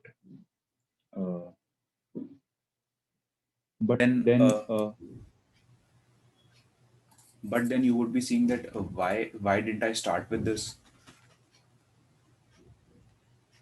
You must be saying that, okay, why didn't I start with this? You must be saying that, okay, if this is so easy, why did we do it from scratch also? Why we did it from scratch is actually to understand that what is happening inside of it. Because we don't know right now that what is happening inside of it by just these 3 lines of code. Because we don't know right now that what is happening inside of it with just these 3 lines. Yeah, but as we did it from scratch also, now we know that why, as we did it from scratch also, that now we know that why, what is happening inside of it. And most of the sklearn libraries are this simple only. That is, you just first import the library, and then you call that object, you create an object, and then you fit the object. It is that simple. But the most important thing to understand first is that, okay, we want to understand, the most important thing to understand is what is happening behind this. And I hope that everyone over here was able to understand what is happening behind it. All right. So Yes. the floor is for questions. And now, if firstly, I will take up some questions which are pertaining to any kind of theory or any kind of code that you guys are not able to understand. Then I will shift into Docker, and I'll show you how you can run this with the help of your Docker. Yeah, Saurabh here. Yes, sir. Yeah, actually, whenever we are trying to develop any particular model, there's a concept which is known as the data leakage. So in this particular explanation, you have not quoted that particular concept of data leakage. So how to get into that particular perspective corresponding to the linear regression right here, corresponding to data leakage aspect? So, sir, what do you mean by data leakage when you say that? There is Like some sort of when a data set that is there in the training phase, training set also, and the testing set also. So whenever you are developing any particular model, and whenever that model is being developed and the new data set, if it is coming, then it is very difficult for that particular model to predict it. I mean to say that. So is it important over here also? Yes, sir. So as Saurabh sir suggested, that what is the meaning of data leakage? So data leakage means that sometimes whatever you are training on, your data seeps. Data leakage specifically means that your data is leaked, that your whatever you will be testing on, that your data is leaked through the training example. So your model is actually training on the input independent variable also. So, but this will not be the case over here, sir, is because we did correlation analysis, and we saw that with the correlation analysis, we were able to see that, okay, none of the data are highly correlated between each other. None of the data is very correlated between each other. So what would that mean is, that would mean that none of the data will be leaked out of the model. That the data leakage problem that you are talking about would be when you have very high correlation between values. So if you have very high correlation, yeah, and some sort of a shared data is there in the training set also and testing set also. So after that, yeah, if you develop some sort of a model, then the problem of data leakage could be there. Yeah, yeah, yeah, yeah. I agree. Okay. Great. Yeah. Thank you, sir. Okay. Great point. Thank you. So just tell me one thing. If we do not go for the one hot encoding, then will it affect the prediction of the model or the accuracy of the model? Okay. So I will give you an example of why we actually do one hot encoding. So we generally do one hot encoding over here. Why we are doing one hot encoding over here is, as you can see the data set over here, that firstly the number of children. Just take an example of number of children. So not number of children, I would say region. Let's say now there are 4 regions over here. That is region southwest, southeast, northwest, northeast. Now, firstly, we will not convert this into, we'll have to convert this into string. Okay. So we'll convert this string into, let me go to my data encoding one first. Good questions, ma'am. Really good question. So we have 4 regions. Okay. And we have converted that 4 regions into 0, 1, 2, 3. Okay, so we have converted our string into numbers now. But for the model, this is actually a number. Okay, so for a model, this 3 is actually a higher number than 0. But for in our case, southeast shouldn't, this is, let's say, corresponds to southeast. This corresponds to southwest. This corresponds to northeast. And similarly, this corresponds to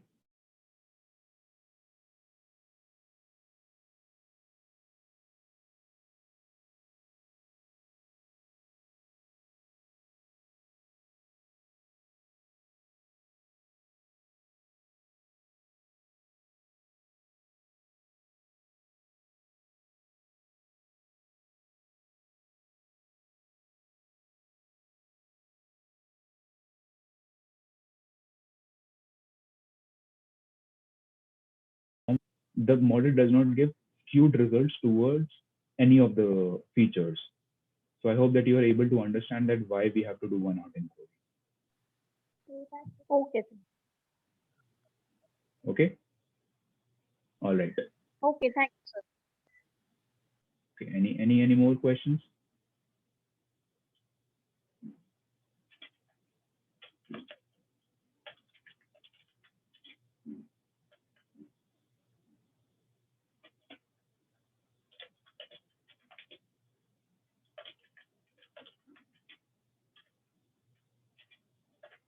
Okay.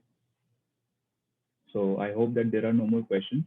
Now I would like to ask anyone over here, can anyone demonstrate to me how to run a Jupyter lab or a Jupyter notebook once you're inside your Docker? I will help you as you go, but I would want someone over here to demonstrate that to everyone.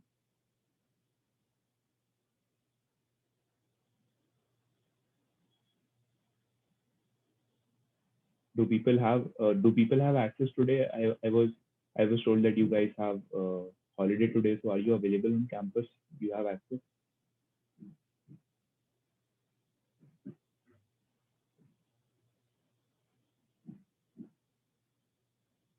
If you Yes, we have the access. all right now. So okay, no problem. I'll just show you.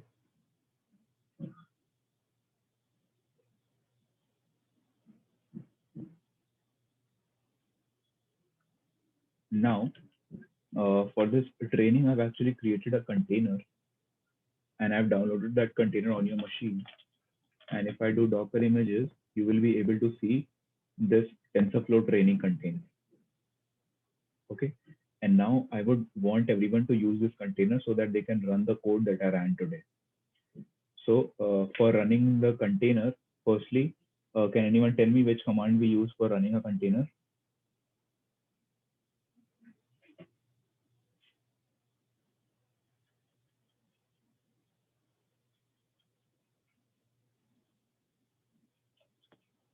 It was.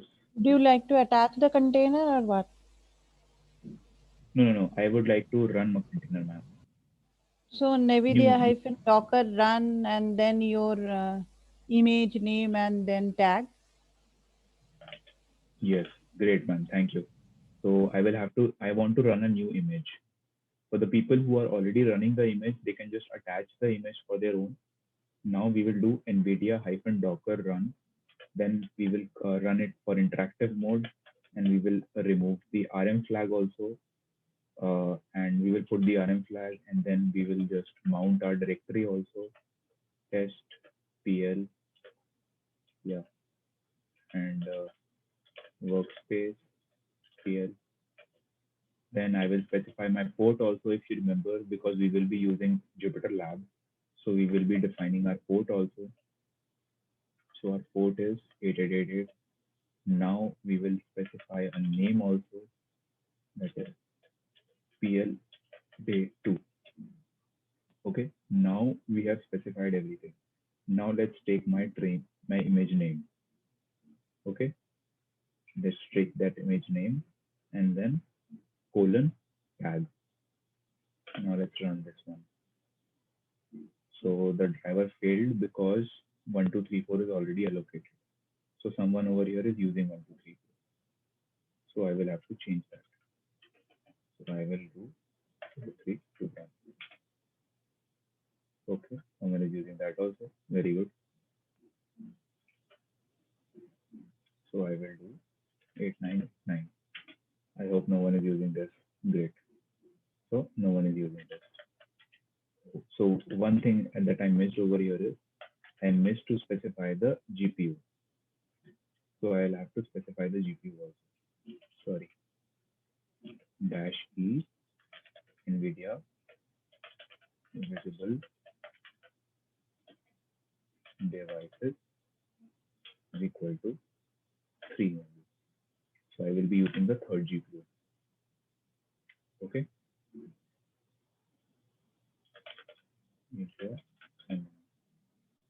Okay. So I can see one GPU over here. Now let's see that if Jupyter and everything is installed or not.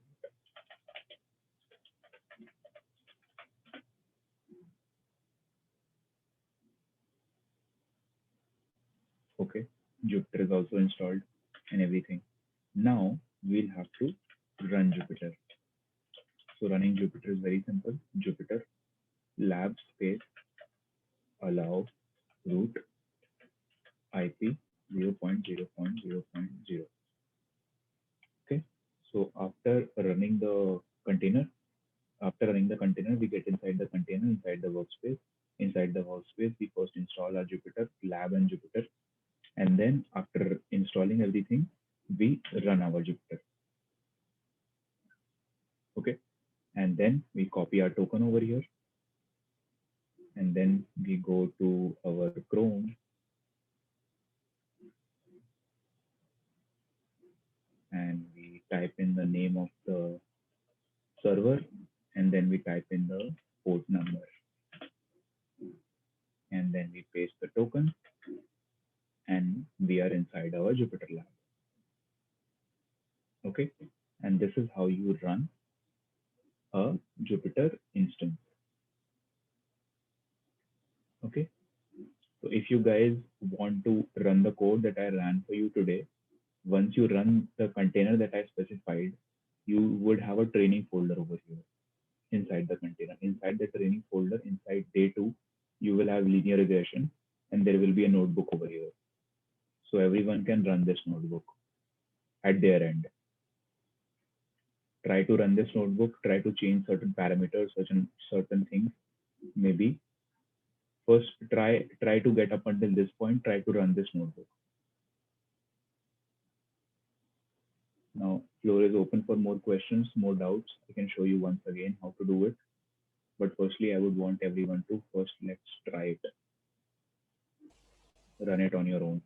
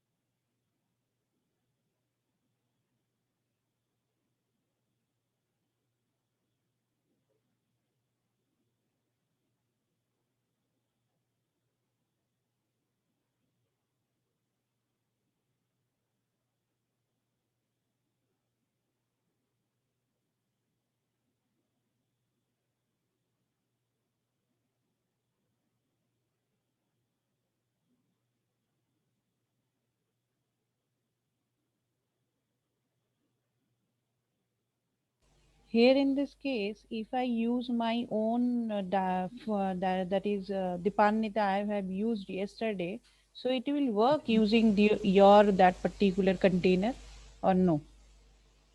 Uh, I have to use yours. so ma'am, inside my container, you can find the codes, or what I will have to do is I will have to paste the codes in your folder. I will Okay, do that then also. better I am using yours. It's okay. Okay. So inside my container, you will find all the necessary libraries already pre-installed. Okay. That is scikit-learn and Jupyter. All of those things will be already installed, so you don't need to install anything. You just need to run it. So this is the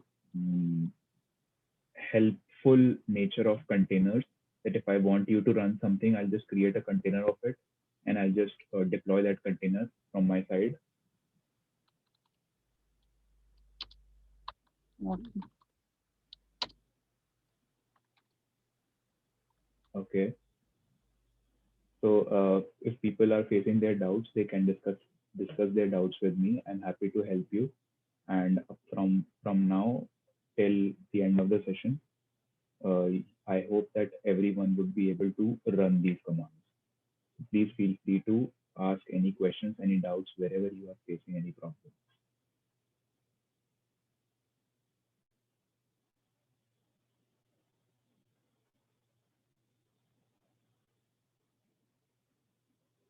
Here you have written NVIDIA visible devices is equal to 3. Is there any particular reason to give this value 3?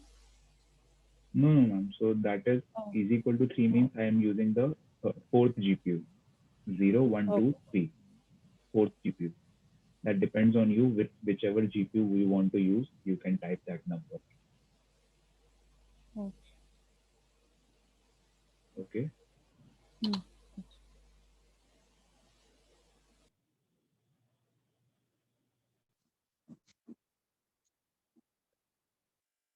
Look at it. The brushstrokes are immaculate.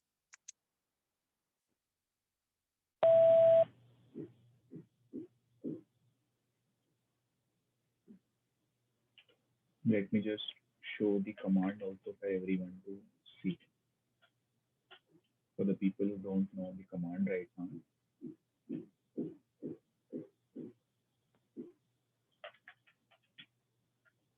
Okay. This is the command on your screen.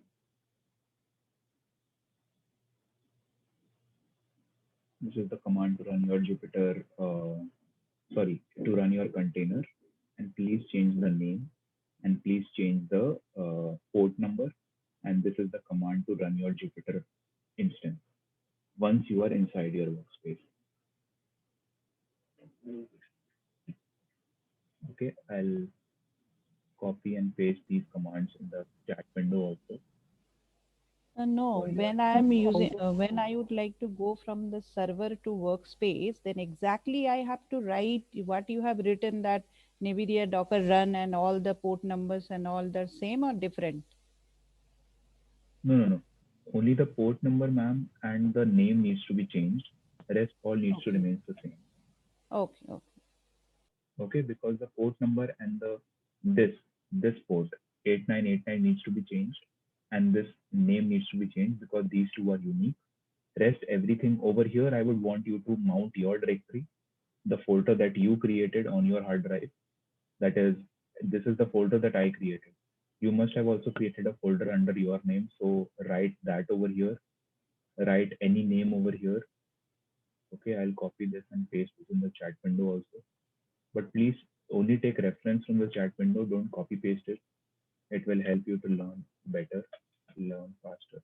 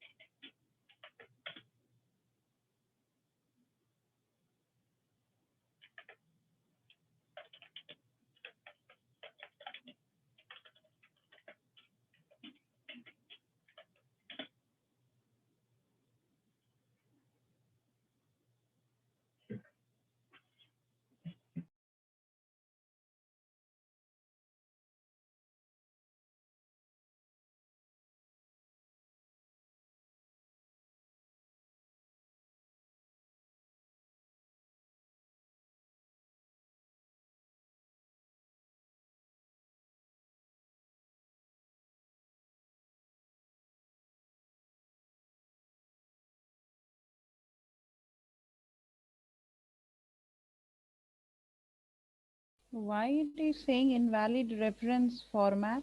Docker : invalid reference format. Mm. What is the command that you've written, ma'am? Maybe some space errors or some colon error might be there. Okay, then let me check once. If it is saying invalid format, so that would mean, ma'am, ki either there is some space, there's some extra space that you have given, or some extra colon or extra slash that you have put in, something like that. Some typo error would be there.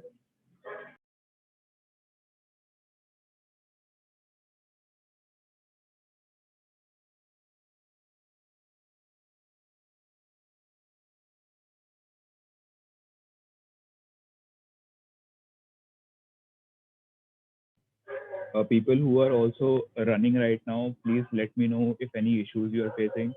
It is imperative to help you guys, because it is my only job right now is to help you guys, and it will take some time for you to run the notebooks, run everything. So don't feel very beginner kind of that, okay, I'm not able to do this. That is not the case. I was also like that only.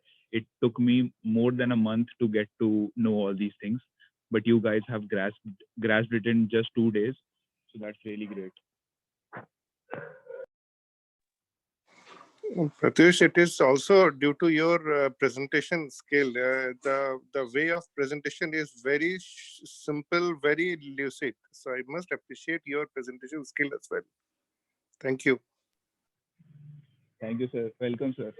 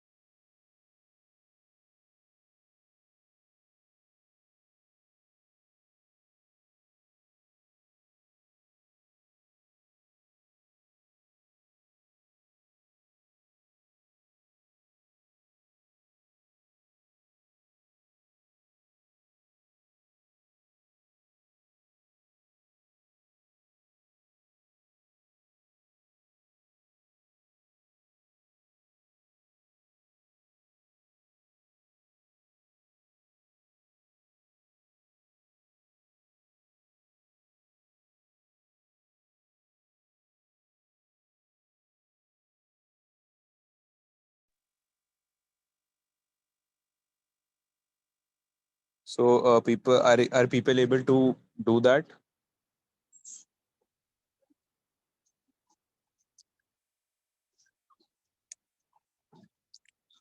I am Take able your time, to guys. Not a problem. No issues. install Jupyter and run the Jupyter lab, but it's not opening. What's the issue, ma'am? I was not able to get that. No issue, not able to open the Jupyter lab. Okay, so you are inside your workspace, ma'am. Yeah, I'm inside. Okay, and you are running the. You have, When I'm you giving have, that particular server ID and that host that is in the browser, it's not working. okay, ma'am. So you have run the Jupyter Lab also using the Jupyter Lab allow root command. Yeah. Okay, you have gotten the token also. Yes. So, ma'am, did you do the port forwarding when we were running Docker, NVIDIA Docker run? Did you use Yes, the dash P? 2205, I have used that port to 2205. Okay, and 2205, and it is saying site can't be reached at 2205. Now I think it's coming. Wait. Yes, I am inside now. I'm able to see Okay. this training and all. Yeah, training folder. Inside the training folder, you will have, inside the day 2 folder, you will find the code. Just try and run that code also at your end. Okay.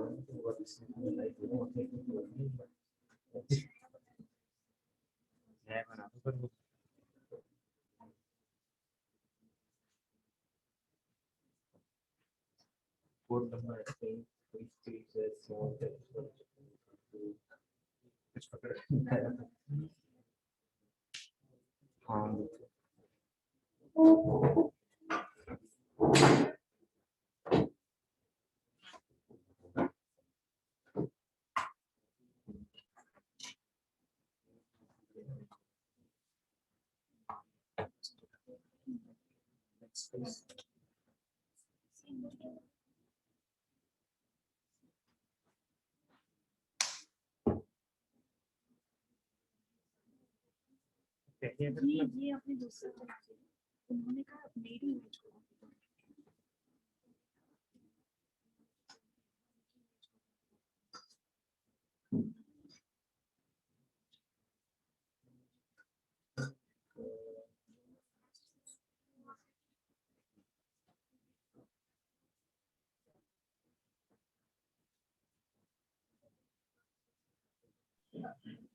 There's a issue in the chat window. That error actually must be coming inside your Docker, because this Docker is actually for your this Docker container is actually the not the latest Docker container. Like yesterday, we were using the 20.12 Docker container, so which was December container. But this container, I assume, is from February, I think.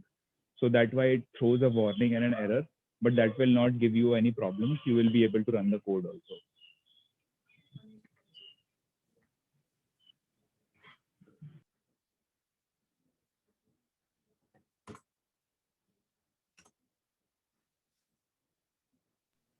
So this kind of a mismatch generally happens, that because your server has all the updated drivers, so you can run the earlier containers also.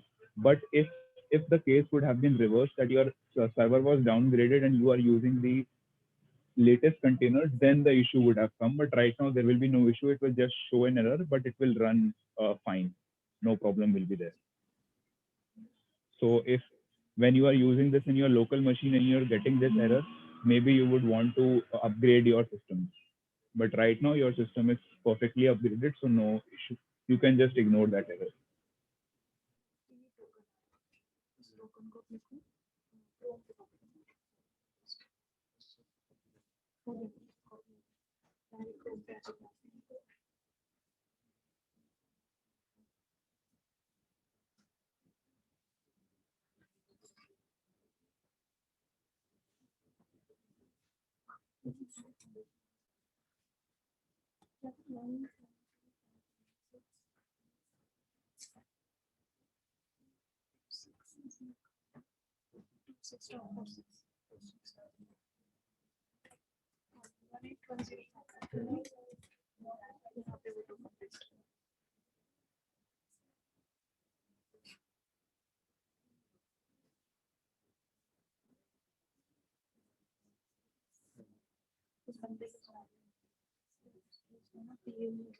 Yes, done.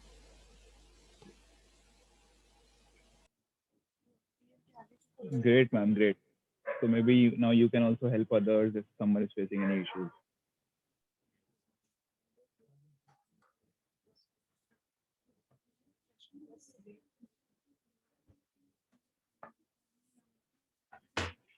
Please let me know if someone wants me to repeat the whole process once again. I'll be happy to do that also, no problem.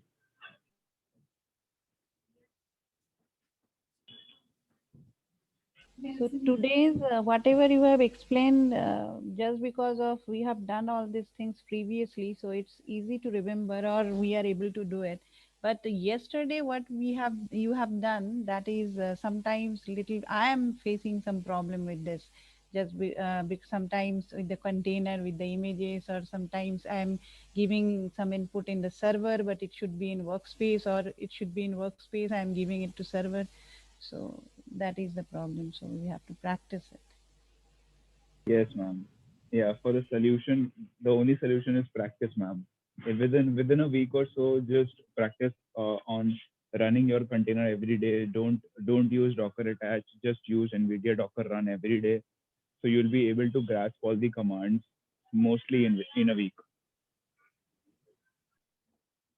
But you told you share one PDF file, but I don't think the PDF file is there I regarding have the shared with yesterday's command. Sally ma'am. Okay, okay. Yeah, we have shared with Sally ma'am. So we were not having all mail IDs, so we have shared with. Yeah, okay, it's okay. It's okay. Okay.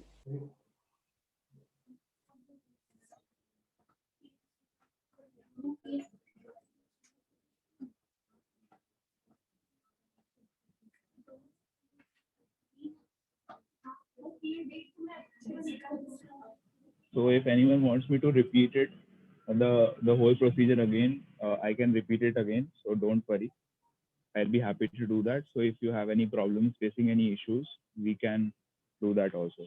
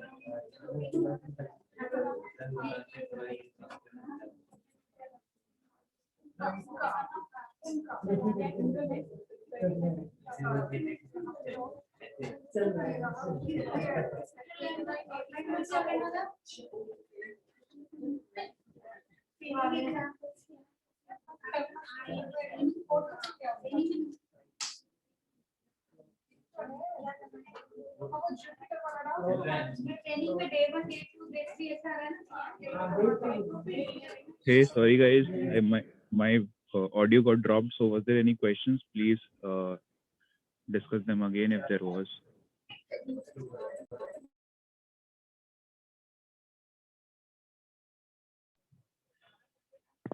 And yeah, one more thing. Inside the day one folder, you can find a txt file also.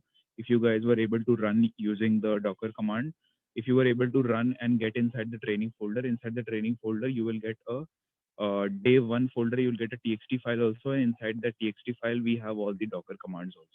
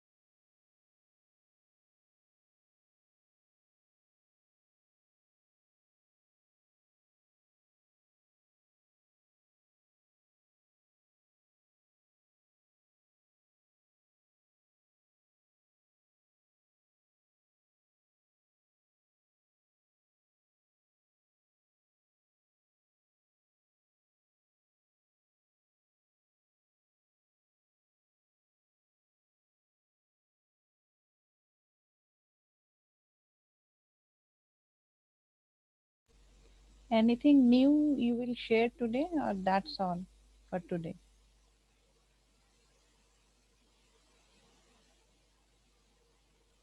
No, ma'am, that was all from the hands-on side. Okay.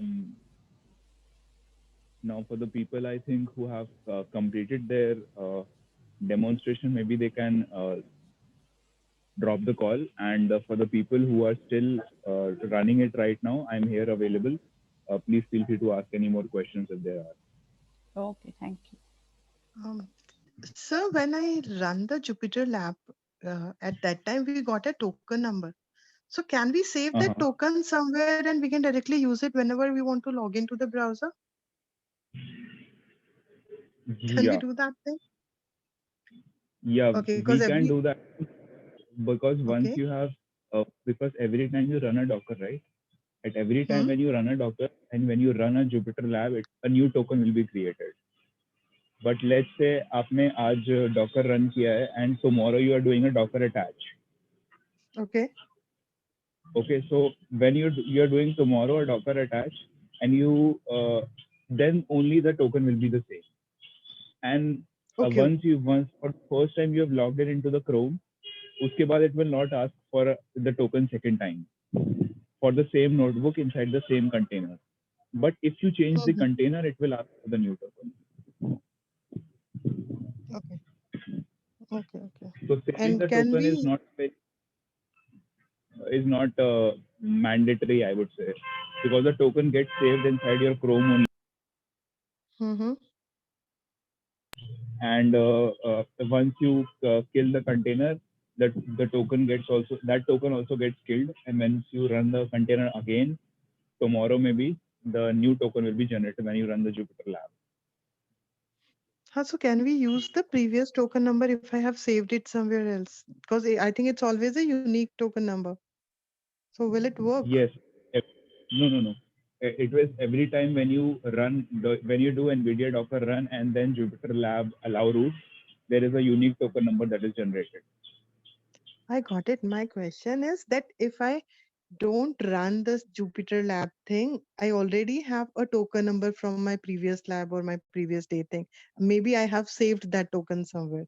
And can I do this thing that I directly open the browser and with the server ID, I'll specify my port number and then that token ID. So will that token will work or not?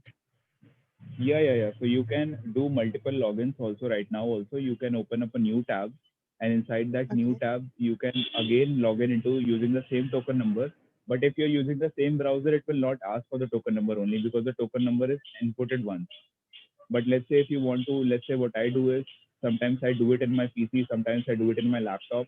So for that Hmm. case, I will have to save the token number so that I can Mhm. log in into a new machine, log in through a new, like let's say today I'm logging into from Chrome, tomorrow I log in into Firefox. So inside Mhm. Firefox token number is, so I'll have to copy paste that token number there. In that case, you Okay. will require that token number. Okay. Okay. Okay. Thank you.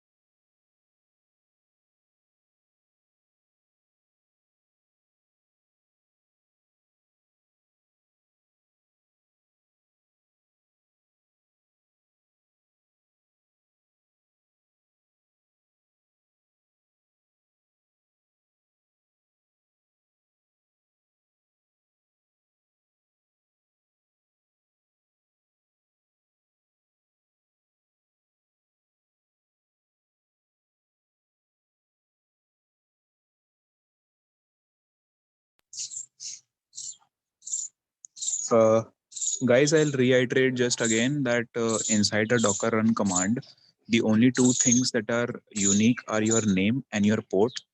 It will throw you an error that the port is not specified and the name is not specified, or the name is not unique. And the last thing, and The mandatory thing that you need to write in a Docker run command is actually the IT flag and the name of the image. The rest, all the things are not mandatory but are highly important. So without the IT flag and without the name, you will get an error. But the -v, the -p, the name, the -e command for specifying GPUs, all those things are actually important ones, but not mandatory ones. Okay.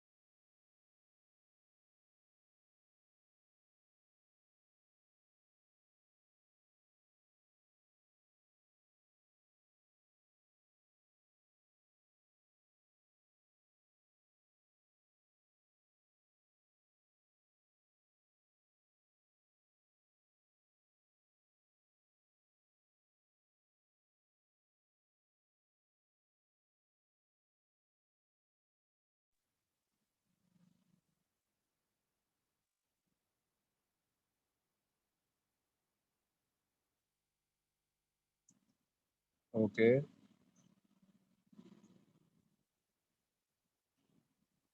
So I think it looks like that there are no more doubts.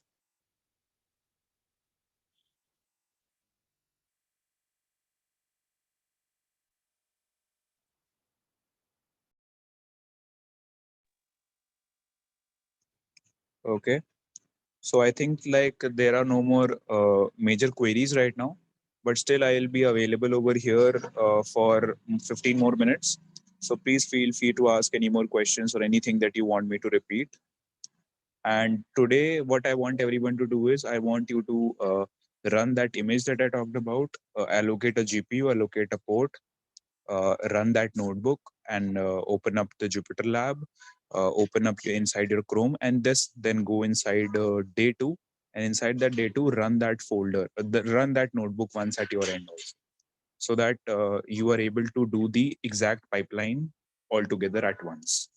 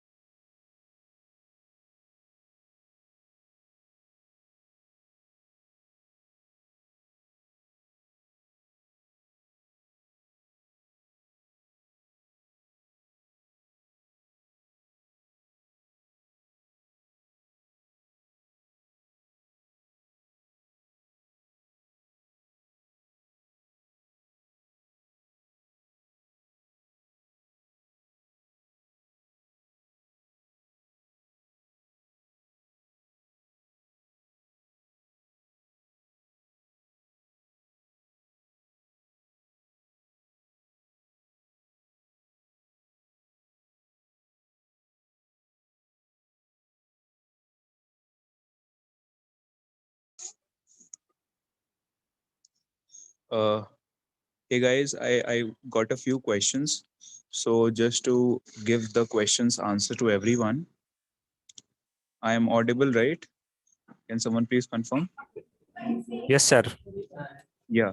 So I got a question as to how to someone tried to install OpenCV in their Jupyter lab and they were not able to import CV2. So this is actually a case inside.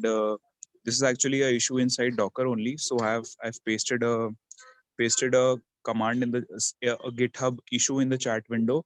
Go to that and open up. There will be 3 commands that you need to run before you do pip install Jupyter Lab. So you have to firstly you'll have to go inside Jupyter Lab and open up a terminal inside Jupyter Lab. Okay, if you click on plus, when you click on plus, there will be a Jupyter launcher or there will be a Jupyter terminal also. So open up the terminal and inside that terminal just run those 3 commands, that is apt-get install, then apt-get update, then apt-get install, then pip install pip install OpenCV2. Once you run these 3 commands, I hope that you'll be able to import it. And the exercise that I was trying to say to everyone what to do was just first run NVIDIA Docker run, then install Jupyter, then install Jupyter, then run Jupyter, and after running Jupyter on the same image, just go inside training folder, day 2 folder. Inside that there will be a linear regression or notebook. So run that notebook at your end also, so that you can understand the whole pipeline as to how to run a Docker and how to run a notebook. So feel free to ask any more questions.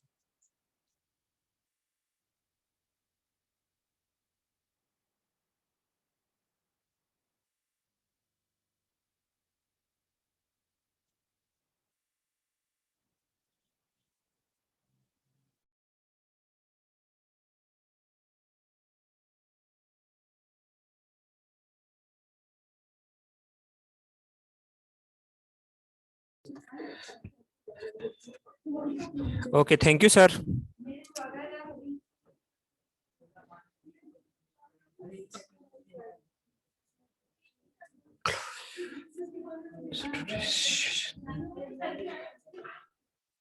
Okay, thank you so much. So I hope that everyone was able to run all the things. So thank you so much for having me. Thank you for being a wonderful audience. I'll see you tomorrow at same time. And feel free to just write down all your doubts if you are facing them after I've concluded the sessions, and we'll discuss all the doubts tomorrow also. At first, we'll Okay, discuss sir. the doubts for 5-10 minutes, and then we'll start with the session. All right. Thank you, everyone. Okay. Okay, welcome, sir.